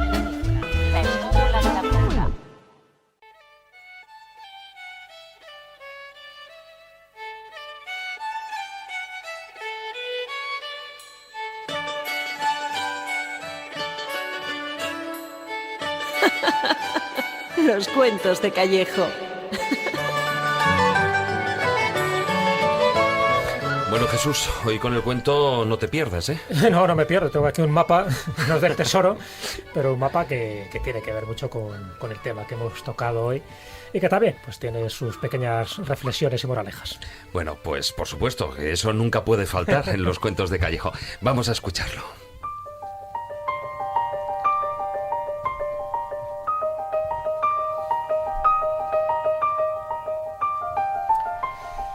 Resulta que un explorador había regresado con los suyos, que estaban ansiosos por saber cómo había sido su expedición al Amazonas. Entonces él le cuenta todo lo que mejor sabe y recuerda, las peripecias, las aventuras y las desventuras que vivió en el Amazonas. Pero ¿cómo expresarle aquellas flores, la fragancia de aquellas plantas? ¿O cómo expresar aquellos sonidos que él escuchó, esos sonidos nocturnos en la selva? Era muy difícil. Lo que él intenta es comentar de la mejor manera posible todo lo que él vivió, todo lo que él experimentó. Estaban atónitos escuchando un poco como el abuelo Cebolletas todas las aventuras que había pasado en el Amazonas, y él les invita a que vayan al Amazonas. Dice, no hay ninguna expresión que pueda ser más correcta o que pueda ser más válida que la experiencia que vosotros podéis vivir allí. Entonces la mejor forma es que vayáis, que lo experimentéis, que lo sintáis igual que yo lo he sentido. Y para eso les elaboró un mapa del Amazonas. Y en ese mapa del Amazonas aparecen cada recodo, cada vuelta del río, cada planta, los rápidos, las cascadas, y lo describe a la perfección. Bueno, cuando dibuja este mapa del Amazonas, ¿qué es lo que hacen sus vecinos? Lo enmarcan, lo colocan en la mejor pared del ayuntamiento y se quedan contemplándolo. Y al final lo que resulta es que nadie va al Amazonas y todo el mundo se consideró un experto del Amazonas porque sabían perfectamente cada trazo, cada recodo, cada vuelta del río, cada ancho, cada profundo que era y cada cascada y cada precipicio. Al final el explorador se lamentó toda su vida de haber hecho aquel mapa, porque al hacerlo propició que otros viajaran con la imaginación y no viajaran físicamente. Y se dio cuenta que de nada sirve que tú tengas un mapa si al final solo te quedas con la experiencia de la cartografía y no vives, no sientes lo que es la experiencia de vivir y de sentir los recodos del Amazonas.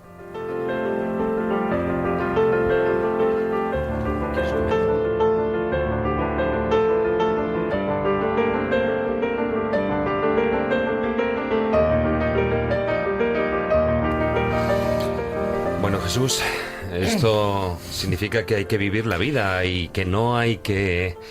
Está muy bien que nos la cuenten. Exactamente, pero... está muy bien que haya mapas, pero hay que viajar. Dos reflexiones muy rápidas, ¿no? Por una parte, que es muy fácil y más barato estar en casa tranquilamente mientras vemos la tele o leemos un libro y vivir estos viajes imaginarios y estar en miles de peripecias. Pero claro, luego lo vamos contando como si hubiéramos estado allí, ¿no? Claro. Hacemos nuestras las experiencias del protagonista de esa película o de esa novela, lo cual es un error, porque nos quedamos con la copia en lugar de ir al original. Esa sería una primera reflexión. Una segunda reflexión, evidentemente, estamos anclados muchas veces en nuestras rutinas, y esas rutinas lo que hace es que nos fantaseamos sobre viajes al Himalaya, viajes al Taj Mahal, viaje al Amazonas. Pero el problema de todo esto es que nos olvidamos que el auténtico viaje es interior, pero también exterior. Es verdad que hay que viajar, pero de nada sirve ir a un lugar, sino con quién vas a ese lugar. Y el personaje más importante con el que vas a ese lugar es contigo mismo.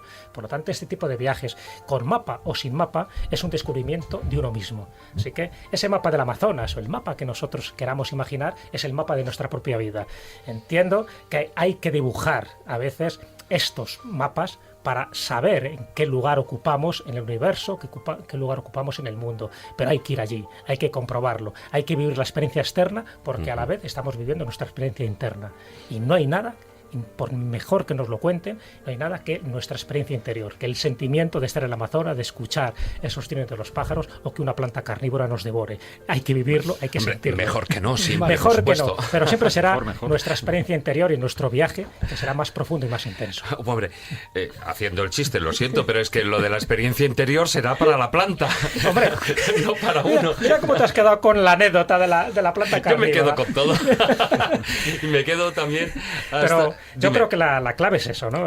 No hay que vivir experiencias por otros, por ojos ajenos, sino vivirla por nuestros propios ojos. Y el viaje, ya lo hemos dicho más de una vez, es el arte del encuentro, es la experiencia con nosotros mismos.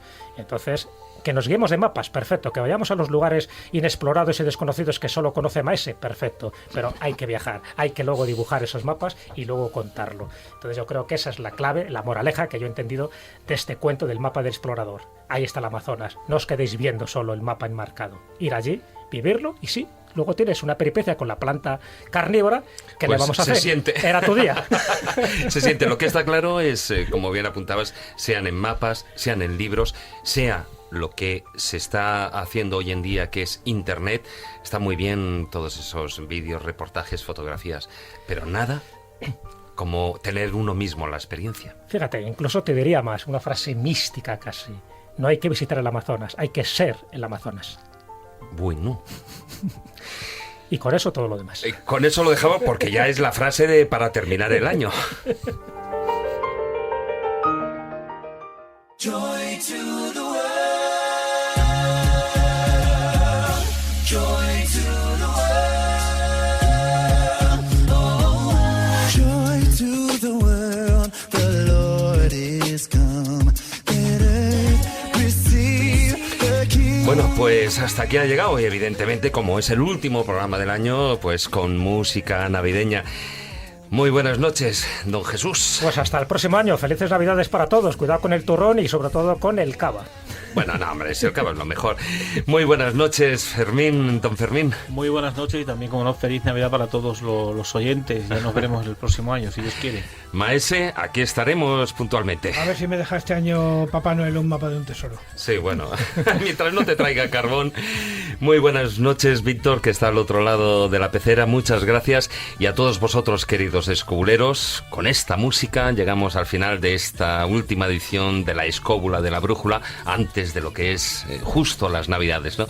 Muchas gracias por acompañarnos y compartir la magia de la radio durante todo este año 2016.